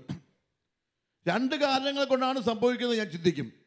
എൻ്റെ ജീവിതത്തിൽ നെഗറ്റീവായ നിഷേധാത്മകമായ കാര്യങ്ങൾ സംഭവിക്കുമ്പോൾ ഞാൻ 2 കാര്യങ്ങൾ ചിന്തിക്കും. ഒന്ന്, ആദ്യമേ ചിന്തിക്കും, ദൈവമേ എൻ്റെ തെറ്റുകൊണ്ടെങ്ങാനും സംഭവിച്ച പാളിച്ചവളാണോ അത്? ചിലപ്പോൾ അങ്ങനെ സംഭവിക്കാം. ചില കാര്യങ്ങൾ നമ്മുടെ തന്നെ ദുരന്തം കാരണം ഉണ്ടായേക്കാം, തിന്മ കാരണം ഉണ്ടാകാം. നമുക്കറിയാം, ബൈബിളിലെ കഥ ഓർത്ത് നോക്ക്. യോന എന്ന് പറയുന്ന പ്രവാചകനോട് ദൈവം നിനിവേക്ക് പോകാൻ ആവശ്യപ്പെട്ടത്. നിനിവേക്ക് പോകാതെ നേരെ എതിർ സ്ഥലമായ താർശീഷിലേക്ക് പോയി. എന്നിട്ട് അവൻ ഓടിച്ചെന്ന് കയറിയ കപ്പൽ ഇളകി, കടലിളകി, തിരമാല ഉണ്ടായി. ഈ ഇളകുമ്പോൾ തിരമാലയൊക്കെ ഉണ്ടാകുമ്പോൾ കപ്പിത്താൻ ചോദിച്ചു, എന്തുകൊണ്ടാണ് ഈ തിരമാല ഉണ്ടാകുന്നത്, കൊടുങ്കാറ്റുണ്ടായത്? നമ്മൾ എത്ര പ്രാവശ്യം വഴി പോയിട്ടുണ്ട്. അവരെന്താ പ്രാർത്ഥിച്ച് ഉത്തരം പറഞ്ഞത്? ദൈവത്തിന് ഇഷ്ടമില്ലാത്ത ആരോ ഒരാൾ ഈ കപ്പലിൽ കയറിയിട്ടുണ്ട്. ദൈവത്തിൻ്റെ ഇഷ്ടത്തിന് വിരുദ്ധമായ ഒരാൾ ഈ കപ്പലിൽ കയറിയിട്ടുണ്ട്. അതുകൊണ്ടാണ് പ്രിയപ്പെട്ടവർ, നിങ്ങളുടെയൊക്കെ ജീവിതത്തിൽ ചില തിരമാല ഉണ്ടാകുമ്പോൾ, ചില കൊടുങ്കാറ്റുകൾ ഉണ്ടാകുമ്പോൾ, മുന്നോട്ട് പോകാൻ പറ്റാത്ത വിധത്തിൽ വലിയ പ്രതിസന്ധി ഉണ്ടാകുമ്പോൾ ആദ്യം ചോദിക്കണം, ദൈവമേ ഞാനൊരു യോനായാണോ എന്ന് ചിന്തിക്കണം. ഞാൻ ദൈവത്തിന് വിരുദ്ധമായി ഒളിച്ചോടുകയാണ്. ദൈവഹിതത്തിന് എതിരായി ഓടുന്ന ഏത് നിമിഷവും കടലിളകും, തിരമാല ഉണ്ടാകും, കപ്പലിളകും. അതുകൊണ്ട് ദുരന്തങ്ങൾ, അസ്വസ്ഥതകളുടെ വഴി മുടങ്ങിയതുപോലെ തോന്നുമ്പോൾ ആദ്യം ഞാൻ എന്നോട് ചോദിക്കും, ദൈവമേ ഞാനൊരു യോനായിട്ട് പോയോ ദൈവമേ? അന്നാൾ അങ്ങനെയാണ് തോന്നിയത്. അപ്പോഴേ അനുദപിച്ച് മാപ്പി ചോദിച്ചോ, തീരുമാനം ഉണ്ടാവും. ഒന്നാമത്തെ. രണ്ടാമത് ഞാൻ ഇങ്ങനെ ചോദിക്കും, ദൈവമേ എൻ്റെ വഴി നീ മുടക്കുകയാണോ? നീ എൻ്റെ വഴി മുടക്കുകയാണോ? എന്തുകൊണ്ടാ? എൻ്റെ യാത്ര വിവേകശൂന്യമാകിയാൽ നിന്റെ വഴി ഞാൻ മുടക്കുന്നു. ദൈവം പറഞ്ഞു വെച്ചാ ഞാൻ ഇങ്ങനെ പോകാൻ പാടില്ല. അതാണോ ദൈവം നിശ്ചയിച്ചത്? ഞാൻ ശാന്തമായി ചിന്തിക്കും, എൻ്റെ ജീവിതത്തിൽ ഇപ്പോൾ നടക്കുന്ന വഴിയിൽ നിന്ന് മാറി നടക്കുന്ന സമയമാണോ? അത് ഇപ്പോൾ ചെയ്യുന്ന ശൈലികൾ മാറ്റേണ്ട സമയമാണോ? ഇപ്പോൾ ചെയ്യുന്ന രീതിയിൽ ചിന്തിക്കുന്നതിന് മാറേണ്ട സമയമാണോ? എൻ്റെ വഴി മുടക്കി നിൽക്കുകയാണ് കർത്താവേ. ഇത് കണ്ടെത്തുന്നതിനും കഴുതയെ പോലെ വേണം പ്രിയപ്പെട്ടവരെ. പ്രവാചകന്മാർക്ക് ഇത് കാണാനുള്ള കണ്ണ് കിട്ടിയില്ല. ഇത് നമ്മളെല്ലാം വലിയ പ്രാർത്ഥനക്കാരൊക്കെ ആയിപ്പോയി. പ്രവാചകന്മാർ അവർക്കൊന്നും പലതും മനസ്സിലാകില്ല. ഒരു സാധാരണ ബുദ്ധി കുറഞ്ഞ ആളെ പോലെ നിൽക്കണം, പ്രാർത്ഥിച്ച് നിൽക്കണം. അപ്പോൾ ദൈവം വെളിപ്പെടുത്തുന്നു, ഇതാ നിൻ്റെ മുമ്പിൽ മാലാഖ നിൽക്കുന്നു. ഊരിപ്പിടിച്ച വാളുമായി നിൽക്കുന്ന മാലാഖയെ കാണാൻ കഴുതയ്ക്കേ പറ്റുള്ളൂ, പ്രവാചകന് പറ്റിയില്ല. ഇന്ന് പലരുമൊക്കെ ഭയങ്കര പ്രാർത്ഥനയും പുണ്യമൊക്കെ ഉള്ള പല ആൾക്കാരും കണ്ടില്ലേ, ഒരു ദുരന്തം വരുമ്പോഴേ പിന്നെ പള്ളി വരികയില്ല, ഇനി പ്രാർത്ഥിക്കുകയില്ല, ഞാൻ ധ്യാനത്തിന് പോകുകയില്ല എന്ന് പറഞ്ഞ് പ്രവാചകന്മാരൊക്കെ പുറകോട്ട് പോവാ. അപ്പോഴും പാവം മനുഷ്യർ പിന്നെയും പ്രാർത്ഥിക്കാൻ വരും. പ്രിയപ്പെട്ട, എന്നും ഓർത്ത് നോക്കണം, നമ്മുടെയൊക്കെ ജ്ഞാനങ്ങളല്ല ദൈവത്തിലേക്ക് നയിക്കുന്ന വഴികളും, നമ്മുടെയൊക്കെ അജ്ഞതകളാണ്, മണ്ടത്തരങ്ങളാണ്. ചിലപ്പോഴൊക്കെ ഒന്നും അറിയാത്ത പോലെ നിൽക്കണേ, എന്താ ദൈവമേ സംഭവിക്കുന്നത്? കഴുതയെ പോലെ നിൽക്കുന്ന നിമിഷമുണ്ട്, ഒന്നും അറിയാതെ നിൽക്കുന്ന നിമിഷമുണ്ട്. അവിടെയാ ദൈവം നയിക്കുന്നത്. എപ്പോഴും ഓർക്കണം, ജ്ഞാനം, കഴിവ്, ബുദ്ധി ഇതൊക്കെ നല്ലതാണ്. പക്ഷേ ദൈവത്തിൻ്റെ പദ്ധതികൾ തിരിച്ചറിയാൻ എപ്പോഴും നല്ലത് നിസ്സഹായാവസ്ഥ തന്നെയാണ് പ്രിയപ്പെട്ടവർ. ദൈവത്തിൻ്റെ പദ്ധതികൾ തിരിച്ചറിയാൻ നമുക്കൊന്നുമില്ല എന്ന് പറഞ്ഞു നിൽക്കുന്നത്. അതുകൊണ്ട് തന്നെയാണ് എല്ലാ കാലത്തും നമുക്ക് ഓർത്തു വെക്കാം, ശെമിയോൻ പത്രോസിനെ സഭയിലെ മാർപ്പാപ്പയാക്കിയത്. ആ കൂട്ടത്തിൽ വളരെ ജ്ഞാനമുള്ള യോഹന്നാൻ സ്ലീഹ ഉണ്ടായിരുന്നു. നന്നായിട്ട് എഴുത്തും വായന അറിയാവുന്ന മത്തായി ഉണ്ടായിരുന്നു. കണക്കെഴുതാൻ അറിയായിരുന്നു. എക്കണോമിക്സ് പഠിച്ചാളാ മത്തായി. നന്നായിട്ടൊക്കെ നോക്കാൻ പറ്റുന്ന യൂദാസ് ഉണ്ടായിരുന്നു. വളരെ നന്നായി പ്രസംഗിക്കാൻ അറിയാവുന്ന ആൾക്കാരുണ്ടായിരുന്നു. ഇവരാരും എന്തുകൊണ്ട് ഒന്നാമത്തെ മാർപ്പാപ്പയാക്കാതിരുന്നത്? ഏറ്റവും എഴുത്തും വായന അറിയാത്ത, ഒരു ബോധം ബുദ്ധി ഇല്ലാത്ത, എടുത്തു ചാടുന്ന, ബഹളം വെക്കുന്ന ഈ ശെമിയോൻ എന്ന് പറഞ്ഞ ഇളകുന്നവണ് ഇവനെ പിടിച്ച് പത്രോസ് ആക്കിയെങ്കിൽ അത് ദൈവത്തിൻ്റെ പദ്ധതി. കാരണം ദൈവ പദ്ധതികൾ തിരിച്ചറിയാൻ ഏറ്റവും മണ്ടന്മാർക്ക് മനസ്സിലാവും. ഇന്ന് ചിലപ്പോഴൊക്കെ ഞാൻ ചിന്തിക്കും, പലരുടെയും ജീവിതത്തിൽ ദൈവത്തിൻ്റെ പദ്ധതികൾ തിരിച്ചറിയാൻ പറ്റുന്നില്ല. കാരണം നിങ്ങൾ വളരെ ജ്ഞാനവും ബുദ്ധിയും ചിന്തിച്ചുകൊണ്ടിരിക്കുക. മറിച്ച് ഒന്നുമില്ലാത്തവരായി നിസ്സഹായരായി നിൽക്കുന്ന നിമിഷങ്ങളിൽ ദൈവം നിങ്ങളുടെ മുമ്പിൽ തെളിഞ്ഞു നിൽക്കും. കഴുതയെ പോലെ നിൽക്കുമ്പോഴാണ് മനസ്സിലാകുന്നത്. എവിടെയോ കേട്ടൊരു കൊച്ചു കഥയും കൂടെ ഓർത്ത് വെക്കുന്നതല്ല പ്രിയപ്പെട്ടവരെ. നിങ്ങൾക്കൊക്കെ അറിയാവുന്ന കൊച്ചു കഥകളിലൊന്നും, അതായത് ഒരു പാലത്തിൽ ഒരു ലോറി വന്ന് കുടുങ്ങിയ കഥ. ഒരു പാലത്തിൻ്റെ പ്രത്യേകത പാലം സാധാരണ പാലല്ല, പാലത്തിൻ്റെ മുകളിൽ ഇങ്ങനെ കമ്പി വളച്ച് വെച്ച കേടറുള്ള പണ്ട് ബ്രിട്ടീഷുകാർ പണിത പാലം. ഈ പാലത്തിലേക്ക് ഒരു ലോറി ഓടി ലോറി ഓടിച്ചു വന്നപ്പം ആ പാലത്തിന് പ്രത്യേകമുണ്ട്, ഈ 4 മീറ്ററിക്കുള്ളിൽ പൊക്കമുള്ള ലോറി കടന്നു പോകാൻ പറ്റില്ല. അതായത് ഒരു 12 അടി 13 അടി എന്ന് വിചാരിക്കാം. അപ്പോൾ അത്രയും ലോഡ് ഉണ്ടാകാൻ പാടുള്ളൂ. അതിൽ കൂടുതലുള്ളത് കടന്നു പോകാൻ പറ്റില്ല. ഈ കർണാടകയിൽ നിന്നെങ്ങാണ്ട് വന്നൊരു ലോറി ഡ്രൈവറാണ്. ഇവൻ രാത്രി ഓടിച്ചു വന്നപ്പോൾ ശ്രദ്ധിച്ചില്ല. ഇവൻ പെട്ടെന്ന് വണ്ടിയൊക്കെ ഓടിച്ചു കയറ്റി. ഒന്നാമത് വളഞ്ഞിരിക്കുന്ന കേടര കമ്പി അത് പൊട്ടിച്ചുകൊണ്ടാണ് ലോറി കയറിയത്. രണ്ടാമത്തെ മുട്ടി അവിടെ നിന്നു. പിന്നെ മുന്നോട്ട് പോവുകയില്ല, പുറകോട്ടും പോരുകയില്ല. കാരണം ഈ ലോറി ഈ പാലത്തിൻ്റെ 4/1 ഭാഗത്ത് ഈ സോഡാക്കുപ്പിയുടെ വട്ട് പോലെ കുടുങ്ങിപ്പോയി നടുക്ക്. അങ്ങോട്ടും പോവുകയില്ല, ഇങ്ങോട്ടും പോവുകയില്ല. കാരണം ഇത് അതിൻ്റെ മുകളിൽ തട്ടി നിൽക്കുക. ഈ മുകളിലത്തെ കേടറെ പോയി ഈ ലോറി മുട്ടി നിൽക്കുക. 1 ഇഞ്ച് കൂടുതൽ പൊക്കും. ആദ്യത്തെ ഇടിച്ച് കളിച്ചൊക്കെ പോയി അങ്ങോട്ട്. രണ്ടാമത്തെ വന്നപ്പോൾ ഇങ്ങനെ മുട്ടുന്നു, മുന്നോട്ടും പോവുകയില്ല. കാരണം ഈ ലോഡ് അതിനേക്കാൾ കൂടുതലാണ്. ഇതെങ്ങനെ ലോറി അപ്പുറത്തേക്ക് അടുത്തും? പാലമല്ലേ. അവിടെ വന്ന് കുറേ വണ്ടികൾ ബ്ലോക്കായി, ഇവിടെ വന്ന് കുറേ വണ്ടികൾ ബ്ലോക്കായി. എല്ലാവരും പ്രശ്നേ ഈ ലോറി ഡ്രൈവർ എന്നാ മണ്ടത്തിലാണ് കാണിച്ചത്, എന്ത് വിഡ്ഢിത്തമാണ് കാണിച്ചത്. എല്ലാവരും വഴക്ക് പറഞ്ഞു, എല്ലാവരും ബഹളം വെച്ചു. ഇതെങ്ങനെയും കടത്തണ്ടേ. പോലീസ് വന്നു, ഫയർഫോഴ്സ് വന്നു. ഇവരാലോചിച്ച് എങ്ങനെ കടത്തും? പാലമല്ലേ, പൊളിക്കാൻ പറ്റും, താഴോട്ട് താത്താൻ പറ്റുമല്ലോ. പിന്നെന്താ ചെയ്യാൻ പറ്റുന്നത്? ഈ മുകളിൽ വളച്ചു വച്ചേക്കുന്ന ഈ കമ്പി കേടർ ഇതെങ്ങനെയെങ്കിലും പൊട്ടിച്ചാലോ? അന്നേരം പറഞ്ഞു, അയ്യോ അത് പൊട്ടിക്കാൻ പറ്റില്ല. പൊട്ടിച്ചാൽ പാലത്തിൻ്റെ ബാലൻസ് ആയി പാലം മൊത്തം പോവും. ഈ ലോറിയിൽ വലിയ ലോഡാണ്. ഈ ലോഡ് അടിച്ചാലോ? അന്നേരം ലോറി ഡ്രൈവർ പറഞ്ഞു, അയ്യോ അത് അടിക്കാൻ പറ്റില്ല. കാരണം അത് മുഴുവൻ ചില്ല, ഗ്ലാസ് കൊണ്ടുവരുന്നത്. നമ്മുടെ ജനലിലൊക്കെ ചില്ലുള്ള വലിയ ഗ്ലാസ്, ഒറ്റ ഫ്രെയിം. അത് ഒരു വിധത്തിലും മുറിക്കാനോ ഒടിക്കാനോ പറ്റില്ല, ലോഡ് അടിക്കാനും പറ്റില്ല. പിന്നെ എങ്ങനെ കടത്തിക്കൊണ്ടുപോകും? എല്ലാവരും വിഷമായി, പ്രയാസമായി, ഒരുപാട് നീളത്തെ ക്യൂ ആയി. അപ്പോഴാണ് നേരം വെളുത്ത് ഒരു 7:30 മണി സമയത്ത് സാധാ ഗ്രാമത്തിലൊരു പയ്യൻ പാല് മേടിക്കാൻ വേണ്ടി ടൗണിലേക്ക് വരിക. അവനവൻ്റെ സൈക്കിളിൽ ഇങ്ങനെ വളഞ്ഞ് കുത്തി ചെരിച്ച് പിടിച്ച് ഓടിച്ച് ഇവൻ വന്നപ്പോൾ അപ്പുറത്തേക്ക് ഇപ്പുറത്തെ നീണ്ട ക്യൂ. അവൻ ചോദിച്ചു, എന്നതാ ചേട്ടാ പ്രശ്നം ചോദിച്ചു. അന്നേരം നാടൻ ചേട്ടന്മാർ ആരുണ്ട് പറഞ്ഞു കൊടുത്തു, എടാ കണ്ടില്ലടാ ഒരു ലോറി കുടുങ്ങി കിടക്കാം. ഒരു ലോറി ഡ്രൈവർ ആകെ അബദ്ധം കാണിച്ചു ഇതാ കിടക്കാന്നു. ശേ, അപ്പോൾ എന്നാ ചെയ്യാൻ പറ്റുന്നത്? ഈ ലോറി അങ്ങോട്ടും ഇങ്ങോട്ടും എങ്ങനെ പോകണം? എന്നാലേ ട്രാഫിക് ഇതിലുള്ളൂ. മുന്നോട്ട് പോകാൻ പറ്റാതെന്താ, ഇത് തട്ടി നിൽക്കുക. എങ്ങനെ പുറകോട്ടും പോവുകയില്ല, പുറകെ വന്ന് ലോറി ബ്ലോക്കേ. അപ്പോൾ ഇതെന്താ ഇങ്ങനെ കടത്താൻ മാർഗം? അപ്പോൾ ഫയർഫോഴ്സൊക്കെ വന്നു. അവരിങ്ങനെ ചിന്തിച്ചു, മുകളിലത്തെ കേഡർ എങ്ങനെയെങ്കിലും പൊട്ടിക്കാം, അതിന് പകരം വേറെ മരത്തിൻ്റെ പല വെച്ച് കെട്ടാം, ഇങ്ങനെയൊക്കെ പ്ലാൻ ചെയ്തിരിക്കാം. താഴേക്ക് പാലം ഓടിക്കാൻ പറ്റില്ലല്ലോ. അപ്പോഴാണ് ഈ ചെറുക്കൻ ചിന്തിച്ചു, ഇത്രയൊക്കെ നിങ്ങൾ പണിയെടുക്കേണ്ട കാര്യമുണ്ടോ ഈ ലോറി കടത്തിവിടാൻ? ഇത് ചെയ്യാൻ പറ്റുമെന്ന് ഞാൻ ചെയ്യാക്കാന്ന് പറഞ്ഞു. എങ്ങടാ? എഞ്ചിനീയർമാർ വന്ന്, പോലീസ് വന്ന്, ഫയർഫോഴ്സ് വന്നിട്ട് ഈ ലോറി കടത്താൻ നോക്കുമ്പോഴാണ് ഇവൻ പറഞ്ഞു ഞാൻ ചെയ്യാമെന്ന് പറഞ്ഞു.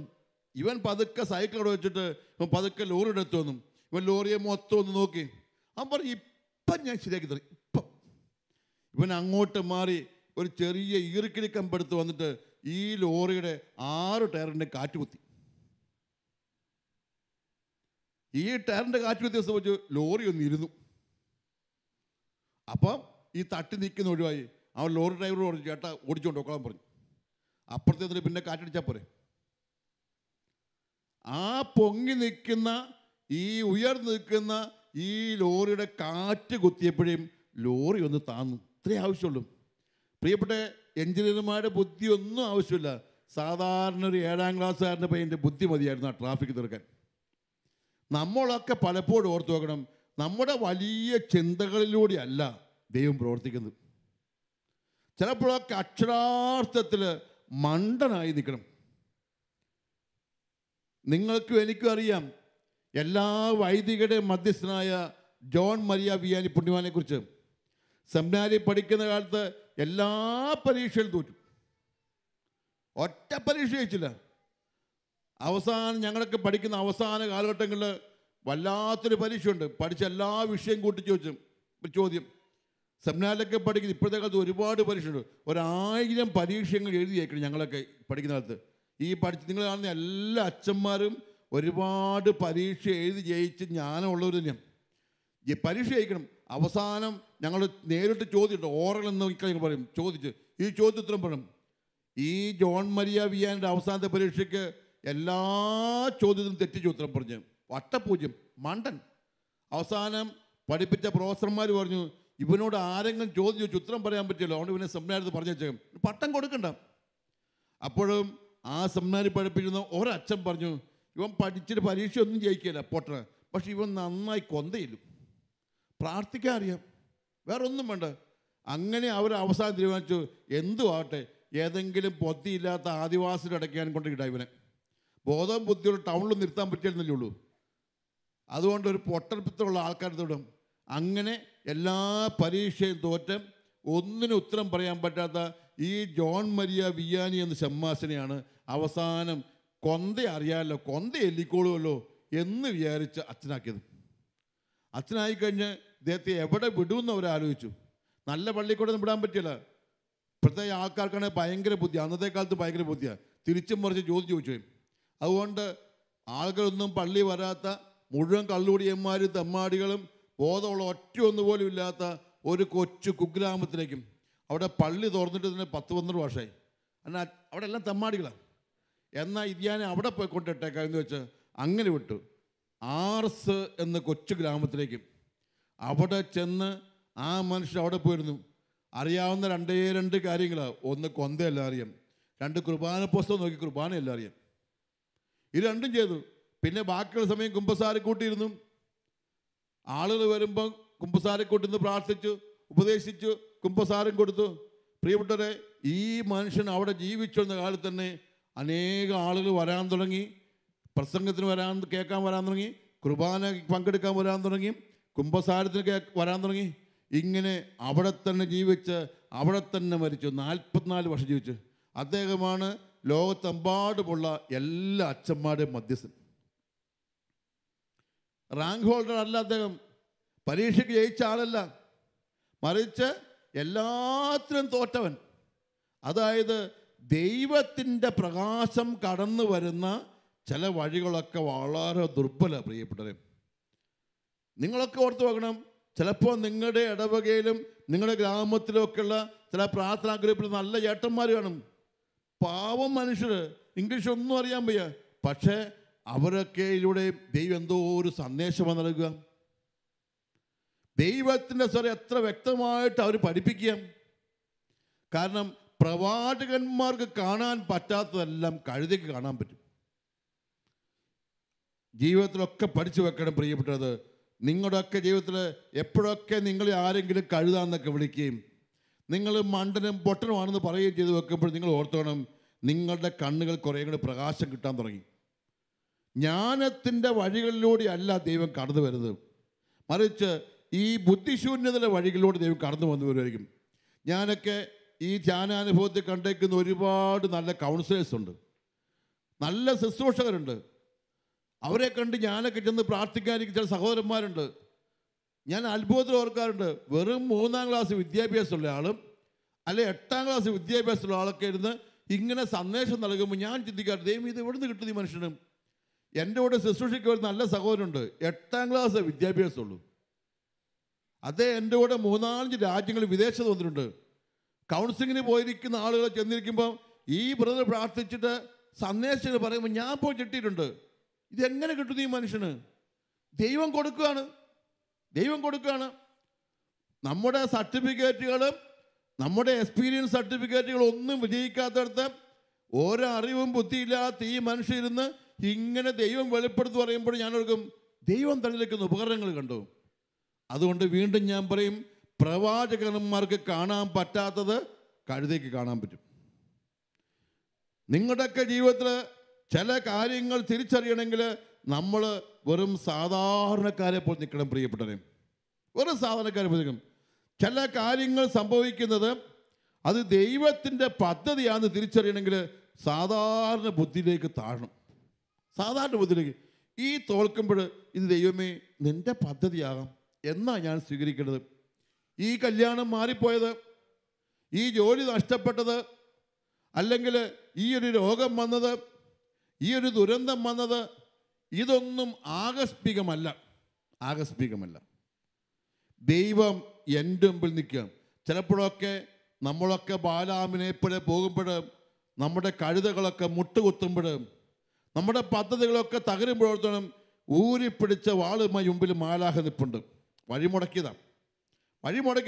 ഈ വഴിക്കല്ല നീ പോകേണ്ടത്. നീ പോകേണ്ട സമയം കഴിഞ്ഞു. ഇനി വഴി മാറണം. ഇനി ഈ വഴിക്ക് നീ പോകാൻ പാടില്ല. ചില ജീവിതത്തെ ദൈവം തിരിച്ചുവിടും. ചില വഴികളിൽ നിന്ന് മാറ്റിവിടും ദൈവം. കാരണം നീ പോകേണ്ട വഴി ഇതല്ല. നമ്മൾ വിചാരിക്കും ഈ വഴിക്ക് പോകുന്ന മെച്ചെന്ന്. അല്ല, ദൈവത്തിൻ്റെതായ വഴികളുണ്ട് പ്രിയപ്പെട്ടവരെ. എന്നും മനസ്സിലാക്കേണ്ട പാഠമാണ്. ദൈവത്തിൻ്റെ വഴികളിലൂടെ മുന്നോട്ട് പോയാലേ വിജയമുള്ളൂ. ആ ദൈവം നിശ്ചയിച്ച ചില വഴികളുണ്ട്. നമ്മൾ ആഗ്രഹിക്കുന്നില്ല. നമ്മൾ എവിടെയോ പാടുന്ന പഴയൊരു പാട്ടില്ലേ, ദൈവേഷ്ടമാണെന്ന് കരുതി നാം ചെയ്തതെല്ലാം ദൈവേഷ്ടമായിരുന്നില്ലെന്നും. നമ്മുടെയൊക്കെ ജീവിതത്തിൽ ചിലപ്പോൾ ദൈവത്തിൻ്റെ വഴിയാണെന്നും പറഞ്ഞ് നടക്കുന്ന പല വഴി ദൈവത്തിൻ്റെ വഴിയെല്ലാം. ഈ ബാലാം ദൈവത്തിൻ്റെ വഴിയാന്ന് വെച്ചാൽ പോയത്. അന്നേരമാണ് ഊരിപ്പിടിച്ച വാളുമായി ദൂതൻ മുമ്പിൽ നിർത്തിയത്. നിന്റെ വഴി മുടക്കുക ഞാൻ. ഈ വഴിക്ക് നീ പോകാൻ പാടില്ല. ഇസ്രായേലിനെ ശപിക്കാൻ വേണ്ടി നീ പോകാൻ പാടില്ല. ഇതാ നിന്റെ വഴി മുടക്കും. ജീവിതത്തിൽ ചില വഴിമുടക്കങ്ങൾ സംഭവിക്കും. ഈ വർഷം തന്നെ പ്രിയപ്പെട്ട നിങ്ങൾ അപ്രതീക്ഷിക്കുക ചില വഴികൾ മാറേണ്ടി വരും. ചിലപ്പോൾ ജോലി നഷ്ടപ്പെടുകയായിരിക്കാം. ഗൾഫിൽ നിന്നൊക്കെ ജോലി നഷ്ടപ്പെടുകയായിരിക്കാം. യൂറോപ്പിൽ നിന്നൊക്കെ ജോലി നഷ്ടപ്പെടുകയായിരിക്കാം. എന്തുകൊണ്ട് നഷ്ടപ്പെട്ടു എന്ന് ചോദിച്ചാൽ മാനുഷിക ഉത്തരവില്ല. പക്ഷെ ഓർത്ത് ദൈവം പുതിയൊരു മേഖല നിനക്ക് തുറക്കാൻ പോവാം. ദൈവം പുതിയൊരു മേഖല തുറക്കുന്നു നിനക്ക്. ദൈവം വേറെ വഴിയിലൂടെ നിന്നെ നടത്താൻ ആഗ്രഹിക്കുന്നു. ചിലപ്പോഴൊക്കെ ചില ഇടവകളിലൊക്കെ ചില അച്ഛന്മാരിരിക്കുന്നു, ചില സിസ്റ്റേഴ്സൊക്കെ ശുശ്രൂഷ ചെയ്യുന്നു.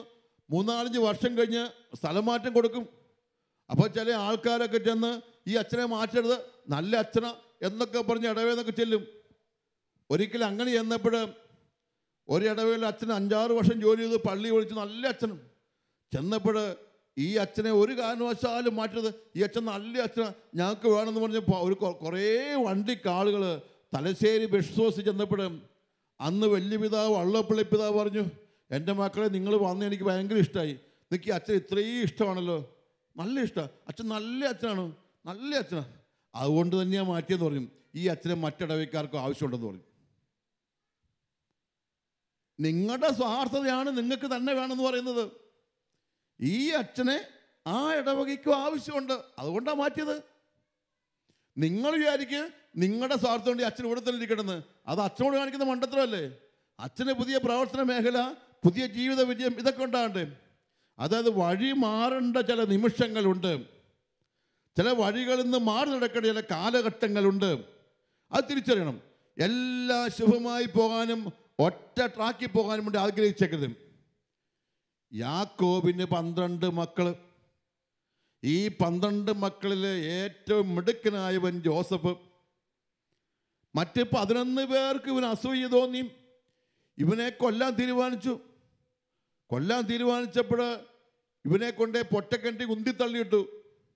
അവിടെ കിടന്നവൻ കരഞ്ഞു, എൻ്റെ പൊന്നു ചേട്ടന്മാരെ എന്നെ കൊല്ലരുത്, എനിക്ക് വീതമൊന്നും വേണ്ട, എനിക്ക് 10 പൈസ പോലും വേണ്ട, ഞാൻ എങ്ങനെയെങ്കിലും ജീവിച്ചാൽ മതി. കാരണം ഈ ജോസഫിന് അപ്പം കൂടുതൽ വീതം കൊടുത്തെങ്കിലോ എന്ന് പേടിച്ചാണ്. അന്നേരം അവരിവനെ വലിച്ചു നോക്കി, നിന്നെ കൊല്ലിയല്ല, പക്ഷെ നിന്നെ ഞങ്ങൾ വിൽക്കാൻ പോവാം. എങ്ങോട്ട് വിൽക്കും? ഈജിപ്തിലേക്ക് വിൽക്കും.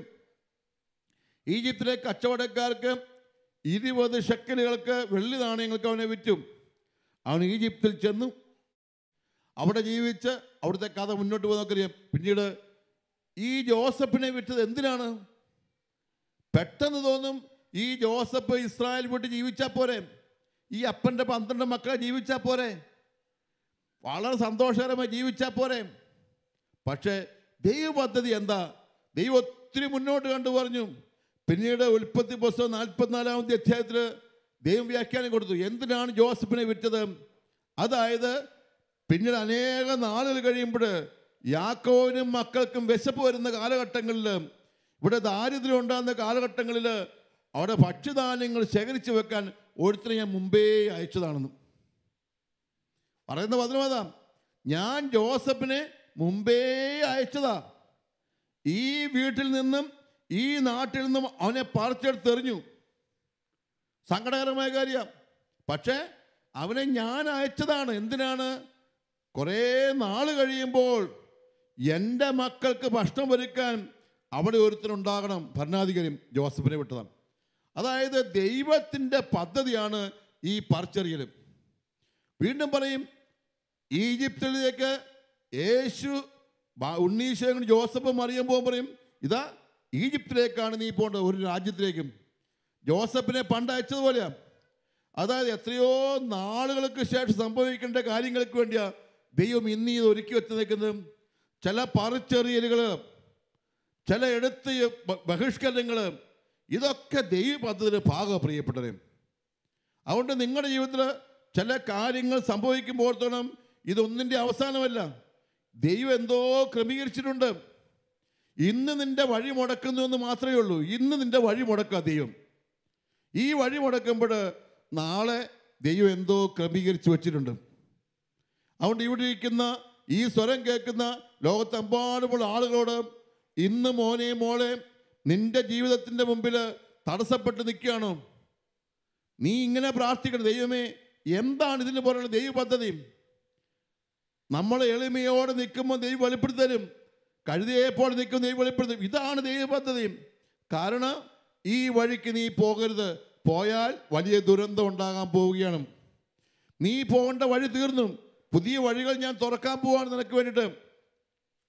എല്ലാ കാലഘട്ടങ്ങളിലും ആളുകളെ പറിച്ചു മാറ്റുന്ന ദൈവത്തിൻ്റെ പദ്ധതിയുണ്ട് പ്രിയപ്പെട്ടവരെ.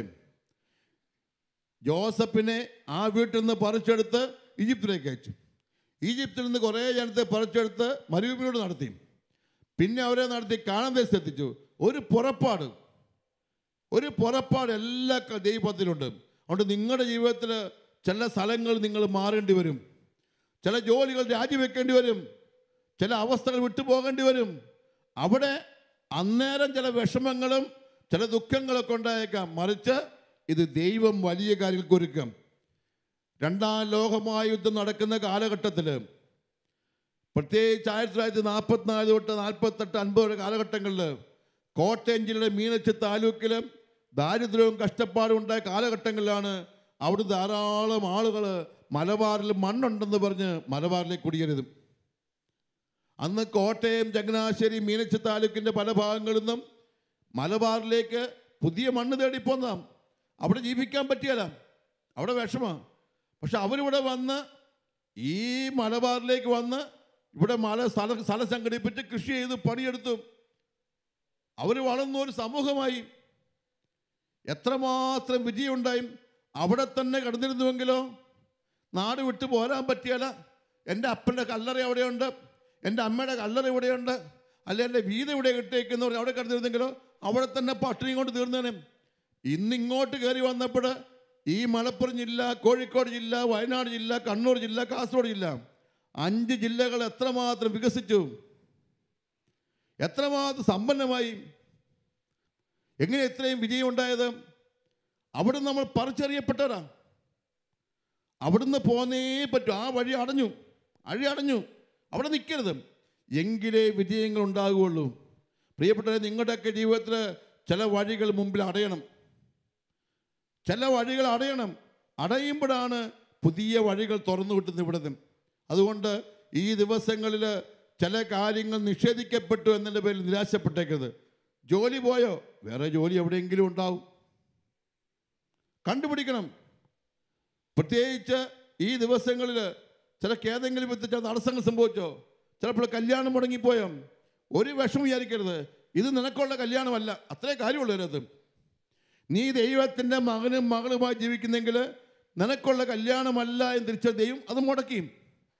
അല്ലെങ്കിൽ ജോലി നഷ്ടപ്പെട്ടു, അല്ലെ ചില പ്രതിസന്ധികളുടെ കടന്നുപോയി, പ്രളയമുണ്ടായി, അല്ലെ ഏതെങ്കിലും ദുരന്തം ഉണ്ടായി, അപ്പോഴൊക്കെ ഓർക്കണം അതിലൂടെ ശേഷം ഒരു പുതിയ വിജയം ഉണ്ടാകാൻ പോവുകയാണ്.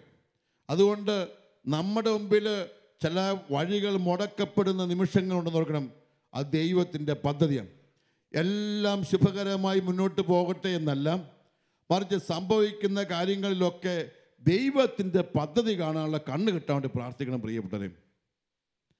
സംഭവിക്കുന്ന എല്ലാ കാര്യങ്ങളിലും അത് ദൈവത്തിൻ്റെ പദ്ധതിയാണ്. ദൈവം എൻ്റെ മുമ്പിൽ വഴി നടക്കണം. ഇങ്ങനെ അങ്ങ് ചിന്തിക്കാൻ തുടങ്ങിയാൽ നമുക്ക് ആശ്വാസം. നമ്മുടെയൊക്കെ ജീവിതത്തിൽ അപ്രതീക്ഷിതമായി സംഭവിക്കും പല കാര്യങ്ങളും. നമുക്കറിയാം, കഴിഞ്ഞ വർഷം പ്രളയമുണ്ടായപ്പോൾ അപ്രതീക്ഷിതമായി സംഭവിച്ചപ്പോഴാണ് നമുക്ക് മനസ്സിലായത് നമ്മൾ മലയാളി ഇത്രയും നല്ല മനുഷ്യനാണല്ലോ എന്ന്. എത്ര പെട്ടെന്ന് നമ്മൾ പുനരുദ്ധരിക്കപ്പെട്ടു. ഇതുപോലെ ഈ വർഷം നിങ്ങളുടെ ജീവിതത്തിൽ ചില ദുരന്തങ്ങൾ സംഭവിച്ചേക്കാം. പലരുടെ ജീവിതത്തിൽ പ്രതീക്ഷിക്കാത്ത പലതും സംഭവിച്ചേക്കാം. സംഭവിക്കുന്ന ഏത് നിമിഷവും നിങ്ങൾ നിങ്ങളോട് തന്നെ പറഞ്ഞു വെക്കേണ്ട ഉത്തരം ഇതാണ്: ഇതാ കർത്താവ് എൻ്റെ മുമ്പിൽ നിൽക്കുന്നു. എൻ്റെ മുമ്പിൽ നിൽക്കുന്ന കർത്താവാണ്. ഈ സംഭവമായി കർത്താവ് നിൽക്കുകയാണ്. ഈ തോൽവി കർത്താവ് തന്നു എന്ന് പറഞ്ഞു. നീ വേറെ ഏതോ കോഴ്സായി നീ പഠിക്കേണ്ടതും, വേറെ ഏതോ വഴിക്കാണ് നീ പോകേണ്ടത്. ഇപ്പം കടവായി, മോനെ സ്ഥലം വിൽക്കണം, വിറ്റോണം, നീ ഇനി നിൽക്കരുത് ഇവിടെ. പുതിയ സ്ഥലം കണ്ടെത്താൻ ദൈവം വിളിക്കുകയാണ്. നിന്റെ ബിസിനസ് കടത്തി പോവാണ്, വിൽക്കുകയാണ്, വിറ്റ് വേറെ എവിടെയെങ്കിലും പോയി രക്ഷപ്പെടാൻ പറ്റും. അല്ലെങ്കിൽ ഒരു പ്രതിസന്ധി വന്നു, നീ രക്ഷപ്പെടാൻ പുതിയ വഴികൾ തേടിയെത്തണം. ദൈവം ആഗ്രഹിക്കുന്നുണ്ട്. ഈ മുന്നോട്ട് പോകാൻ പറ്റാത്തതുകൊണ്ട് അവിടെ തന്നെ കിടന്ന് കരഞ്ഞുകൊണ്ടിരിക്കരുത്, അവിടെയൊക്കെ തന്നെ വഴക്കുണ്ടായിക്കൊണ്ടിരിക്കരുത്. പുതിയ വഴികൾ കണ്ടെത്തണം. അപ്രതീക്ഷിതമായി ഒന്നിൻ്റെ മുമ്പിൽ തോറ്റു പോകാൻ പാടില്ല. അതുകൊണ്ട് നിങ്ങളോട് പറഞ്ഞു വെക്കുന്നത്, മുന്നോട്ട് പോകാനല്ല, മുടങ്ങി നിൽക്കുന്ന വഴിയിൽ നിന്ന് പുതിയ വഴി കണ്ടെത്തണം. പുതിയ വഴി കണ്ടെത്തണം. എല്ലാ കാലത്തും ദൈവം വഴി തുറക്കുന്നുണ്ട്. When God closes one door, He opens another. ഒരു വഴി ദൈവം അടച്ചാൽ വേറെ വഴി ദൈവം തുറന്നിട്ടുണ്ട്. കണ്ടെത്തിയാൽ മതി. നിങ്ങൾ എവിടെയോ തുറന്നു വെച്ചിട്ടുണ്ട്. നീ ഒരു വീടിൻ്റെ അകത്ത് അകപ്പെട്ടു പോയി എല്ലാ വാതിലും പുറമേ അടച്ചിരിക്കുകയാണെങ്കിലും ശ്രദ്ധിച്ചു നോക്കിക്കോ, ഏതോ വാതിലിൻ്റെ കുറ്റി ദൈവം എടുത്തു വെച്ചിട്ടുണ്ട്. നീ തപ്പി കണ്ടുപിടിക്കണം. നിനക്ക് രക്ഷപ്പെടാൻ വഴി തുറന്നു വെച്ചിട്ടുണ്ട്. എല്ലായിടത്തും ഏത് പ്രതിസന്ധിയിലും ഓർത്തോണം, രക്ഷപ്പെടാൻ വഴിയുണ്ട്. ദൈവം മുഴുവൻ വഴി അടയ്ക്കുന്നില്ല. ഒരു വഴിയേ ദൈവം അടയ്ക്കുന്നുള്ളൂ. പറഞ്ഞു, ഇതല്ല നീ പോകേണ്ട വഴി. നീ പോകേണ്ട വഴി ഇതല്ല. ഇപ്പോൾ നിങ്ങൾ കൃഷി ചെയ്ത് ഏതെങ്കിലും ഒരു കൃഷി നശിച്ചോ, നിങ്ങൾ നട്ട ഇഞ്ചി മുഴുവൻ പോയോ, മോനെ നിരാശപ്പെടരുത്, വേറെ കൃഷിയിലേക്ക് മാറിക്കണം. റബ്ബറിന് വില കുറഞ്ഞു പോയോ, മോനെ മോളെ വിഷമിക്കരുത്, നീ വഴി മാറേണ്ട നേരമായി. നിന്റെ ബിസിനസ് പരാജയമാണ് ഈ സ്ഥലത്ത്, പുതിയതെന്തോ കണ്ടെത്തുന്ന നേരമായി. ഈ ജോലിക്ക് പോയിട്ട് വിജയിക്കുന്നില്ലേ, പുതിയ ജോലികൾ തേടേണ്ട കാലഘട്ടമായി. അതായത് നീ വഴി മാറേണ്ട സമയങ്ങളായി എന്ന് ദൈവം പ്രഖ്യാപിക്കുന്നു. എല്ലാ ജീവിതങ്ങളിലും അങ്ങനെയാണ്. നീ ഒരു പുതിയ സ്ട്രാറ്റജി, പുതിയ തന്ത്രങ്ങൾ ആവിഷ്കരിക്കണം. ഇതാ നിൻ്റെ മുമ്പിൽ ചില കാര്യങ്ങൾ നിഷേധാത്മകം സംഭവിക്കാൻ പോകും. അതുകൊണ്ട് ഞാനിങ്ങനെ പ്രതീക്ഷിക്കുന്നു, ഞാൻ പ്രാർത്ഥിക്കുന്നു. പ്രിയപ്പെട്ട, എൻ്റെ ജീവിതത്തിലും നിങ്ങളുടെ ജീവിതത്തിലും നാളെ എന്താ സംഭവിക്കാമെന്ന് എനിക്കറിയത്തില്ല. പക്ഷെ ഒരു കാര്യം ഞാൻ വിശ്വസിക്കുന്നു, ആഗ്രഹിക്കുന്നു, എന്ത് സംഭവിച്ചാലും ദൈവമേ ഇതിൻ്റെ പുറകിൽ നീ ഉണ്ടെന്ന് ഞാൻ വിശ്വസിക്കും. നീ എൻ്റെ ജീവിതത്തിലേക്ക് കടന്നു വരികയാണെന്ന് ഞാൻ വിശ്വസിക്കും. ഈ സംഭവിക്കുന്ന എല്ലാ കാര്യങ്ങളും മുമ്പിലും അത് ദൈവമേ നീ ഇടപെടുകയാണിത്. ഇന്ന് നഷ്ടമുണ്ടായേക്കാം, പരീക്ഷകൾ തോൽവി ഉണ്ടായേക്കാം, ജോലി നഷ്ടങ്ങൾ ഉണ്ടായേക്കാം, ഏതെങ്കിലും എന്ത് സംഭവിച്ചാലും ദൈവമേ നിൻ്റെ കൈകളാണ് ഞാൻ കാണുന്നത്. അതുകൊണ്ടാണ് കരിസ്മാറ്റിക് നവീകരണത്തിന് ആരംഭ കാലഘട്ടങ്ങളിൽ പാടിക്കൊടുന്നൊരു പാട്ടുണ്ട്: എൻ ജീവിതത്തിൻ തകർച്ചകളിൽ, എൻ ജീവിതത്തിൻ ഉയർച്ചകളിൽ എൻ നാഥനെ ഞാൻ സ്തുതിച്ചിടുന്നു. എൻ ജീവിതത്തിൻ്റെ കോട്ടങ്ങളിൽ, എൻ ജീവിതത്തിൻ്റെ നേട്ടങ്ങളിൽ ഞാൻ കർത്താവിനെ സ്തുതിച്ചിടുന്നു. കാരണം ദൈവത്തിൻ്റെ പദ്ധതി അത്. അതുകൊണ്ട് തന്നെ പണ്ട് പാടിക്കൊടുന്ന മനോഹരമായ ഒരു ആത്മീയ ഗീതമുണ്ട്: ദൈവകൃപയിൽ ഞാൻ ആശ്രയിച്ച് അവൻ വഴികളെ ഞാൻ അറിഞ്ഞ് അനുഗമിച്ചിടും ഞാൻ അവൻ്റെ ചുവടുകളെ. ദൈവത്തിൻ്റെ വഴിയിലേക്ക് ഞാൻ കാല് മാറ്റി ചാടാൻ പോവാം. ഇന്ന് ഞാൻ നടക്കുന്ന വഴി എനിക്ക് സുരക്ഷിതമായ വഴിയായിരിക്കാം. പക്ഷേ ഇവിടുന്ന് മാറാൻ ദൈവം എന്നോട് ആവശ്യപ്പെട്ടാൽ ഞാൻ മാറണം. ഞാൻ ബോധപൂർവ്വം മാറണം. മാറുമ്പോഴാണ് ഒരു വിജയത്തിലേക്ക് എത്തുന്നത്. ദൈവം എന്നെ വഴി മാറ്റിവിടുന്നുണ്ട്. ചിലരുടെ ജീവിതത്തെ ഈ വർഷം ദൈവം ഒരുപാട് വഴി മാറ്റിവിടും. മുന്നോട്ട് പോകുന്ന വഴിയിൽ നിന്ന് മാറി നടക്കാൻ ദൈവം ആവശ്യപ്പെടും. ചിലരുടെ ദൗത്യങ്ങൾ മാറാൻ ആവശ്യപ്പെടും, ചില ജോലികൾ മാറാൻ ആവശ്യപ്പെടും, ചില സ്ഥലങ്ങൾ മാറാൻ ആവശ്യപ്പെടും, ചില വീടുകൾ മാറാൻ ആവശ്യപ്പെടും. ചിലപ്പോൾ ചിലർക്കൊക്കെ സ്ഥലം വിറ്റ് നാട് വിടേണ്ടി വരും. പക്ഷെ ഓർക്കണം, അത് ദൈവത്തിൻ്റെ പദ്ധതിയാണ്.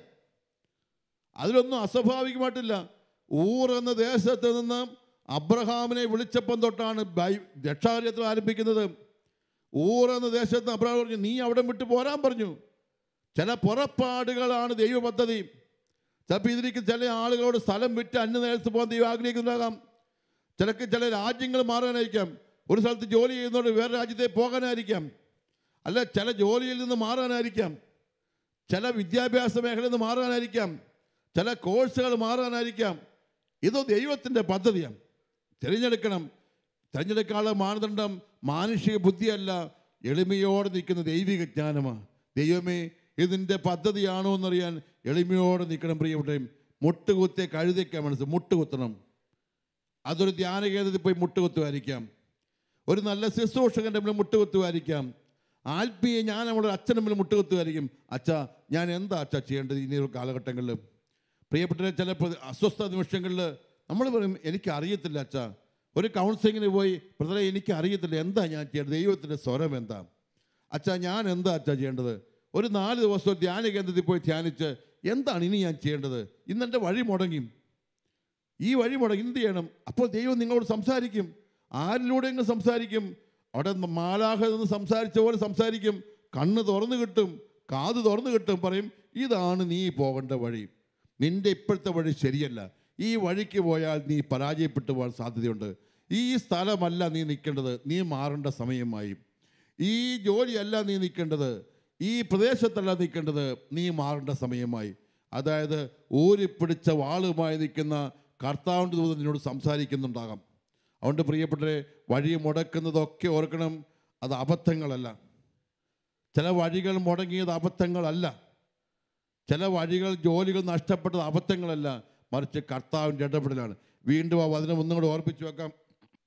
നിന്റെ യാത്ര വിവേകശൂന്യമാകിയാൽ നിന്നെ തടയാൻ ഞാൻ വന്നിരിക്കുന്നു. നിന്റെ യാത്ര ഞാനാണ് തടഞ്ഞത്. അപ്പോൾ ബാലാം എന്ത് ചെയ്തു? ബാലാം ചെയ്തു വെച്ച ഒരു കാര്യം കൂടെ പറയും, കർത്താവേ, അങ്ങെനിക്കരായി വഴിയിൽ നിന്ന് ഞാൻ അറിഞ്ഞില്ല, അങ്ങയുടെ ദൃഷ്ടിയിൽ തിന്മയെങ്കിൽ ഞാൻ തിരിച്ചു പോയിക്കൊള്ളാം. അതുകൊണ്ട് ഈ ദിവസങ്ങളിൽ സംഖ്യയുടെ പുസ്തകം 22-ാം അധ്യായം വീണ്ടും നിങ്ങളെ വായിക്കാൻ ഞാൻ ഓർപ്പിക്കാം. ഈ സ്വരം കേൾക്കുന്ന പ്രാർത്ഥനയെ ഓർക്കണം. നിങ്ങൾ ഭവനങ്ങളിൽ എത്തിയിട്ടും ഇതേ ഭജനമെടുത്ത് ഒന്നും കൂടെ പ്രാർത്ഥനാപൂർവ്വം വായിക്കണം. ഈ ബാലാമിൻ്റെയും ബാലാക്കിൻ്റെയും കഥ വായിക്കണം, ഈ കഴുതയുടെ കഥ വായിക്കണം. ഇത് വെറും പ്രതീകമല്ല പ്രിയപ്പെട്ടവരെ.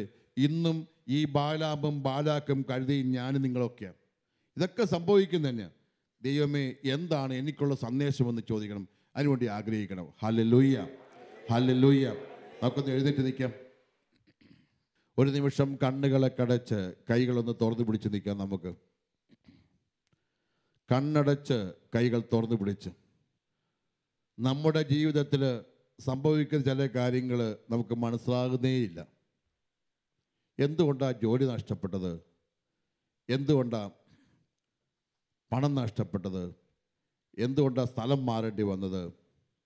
എന്തുകൊണ്ടാണ് വിവാഹം മാറിപ്പോയത്? എന്തുകൊണ്ടാണ് ചില രോഗങ്ങൾ വന്നത്? ചിലരൊക്കെ എന്തുകൊണ്ടാണ് പിരിഞ്ഞു പോയത്? എന്തുകൊണ്ടാണ് നമ്മളൊക്കെ ചിലർ വഴി മാറേണ്ടി വന്നത്? ദൈവം എൻ്റെ വഴി മാറ്റിവിട്ടതാണ്. ഒഴുകി വന്ന പുഴയിൽ അണക്കെട്ട് കെട്ടി വൈദ്യുതി ഉണ്ടാക്കിയതുപോലെ എൻ്റെ ജീവിതത്തിൽ അണക്കെട്ട് കെട്ടിയവൻ തമ്പുരാനാണ്. എൻ്റെ ജീവിതത്തിൽ പുതിയ വഴികൾ ദൈവം തുറക്കുന്നു. ഇങ്ങനെ പ്രാർത്ഥിക്കാം, കരങ്ങൾ ഉയർത്തിക്കൊണ്ട്. കർത്താവായ ദൈവമേ, എൻ്റെ നല്ല ദൈവമേ, എൻ്റെ ജീവിതത്തിലേക്ക് കടന്നു വരുന്ന അങ്ങയെ കാണുവാൻ എന്നെ അനുഗ്രഹിക്കണമേ. എൻ്റെ ജീവിതത്തിൽ സംഭവിക്കുന്ന എല്ലാ കാര്യങ്ങളും നിന്റെ ഇടപെടലാണെന്ന് ഞാൻ വിശ്വസിക്കുന്നു, ഞാൻ ഏറ്റുപറയുന്നു. Hallelujah, hallelujah, hallelujah. കർത്താവായ ദൈവമേ, അങ്ങയുടെ ഇടപെടലുകള്, അങ്ങയുടെ പദ്ധതികള് മനസ്സിലാക്കുവാനുള്ള ആത്മീയ ജ്ഞാനം എനിക്ക് നൽകണമേ. ഭൗതികമായ ബുദ്ധിപരമായ കഴിവുകളിലല്ല, കഴുതയെ പോലെ അനുസരിക്കുവാനും വിധേയപ്പെടുവാനും എന്നെ പഠിപ്പിക്കണമേ. Hallelujah, hallelujah, hallelujah. എൻ്റെ കർത്താവേ, ദൈവിക പദ്ധതികൾക്കായി സമർപ്പിക്കുവാൻ എന്നെ ഒരുക്കണമേ. എൻ്റെ ജീവിതത്തിൽ സംഭവിക്കുന്ന എല്ലാ കാര്യങ്ങളിലും ദൈവകരങ്ങൾ കാണുവാൻ എനിക്ക് ജ്ഞാനം നൽകണമേ. Hallelujah, hallelujah. കരങ്ങൾ ഉയർത്തി സ്തുതിക്കുക. Hallelujah, hallelujah. കർത്താവേ, ഞങ്ങളുടെ ജീവിതത്തെ സമർപ്പിക്കുന്ന കർത്താവേ, നീ നടത്തുന്ന വഴികളെയോട് സ്തുതിക്കുന്ന കർത്താവേ, നിന്റെ വലിയ ഇടപെടലുകൾ സ്തുതിക്കുന്ന കർത്താവേ. Hallelujah, hallelujah, hallelujah, hallelujah. ഞങ്ങളെ നയിക്കുന്നവന് നീയാണ്, നിയന്ത്രിക്കുന്നവന് നീയാണ്, വഴി തടയുന്നവന് നീയാണ്, വിജയിക്കുന്നവന് നീയാണ്, തോൽപ്പിക്കുന്നവന് നീയാണ് കർത്താവേ. Hallelujah, hallelujah, hallelujah, hallelujah. യേശുവിന്റെ നാമത്തിൽ ഞങ്ങൾ പ്രാർത്ഥിക്കുന്ന ഈ നിമിഷത്തില് കർത്താവേ, ജ്ഞാനത്താൽ നിറയ്ക്കണമേ, ദൈവിക പദ്ധതികൾ മനസ്സിലാക്കാൻ ജ്ഞാനം നൽകണമേ. Hallelujah, hallelujah, hallelujah, hallelujah. യേശുവേ, യേശുവേ, യേശുവേ. Hallelujah, hallelujah, hallelujah, hallelujah, hallelujah, hallelujah, hallelujah.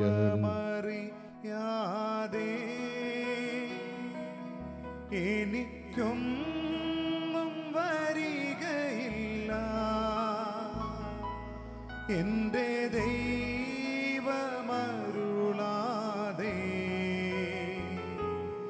എനിക്കൊന്നും ഭവിക്കയില്ല.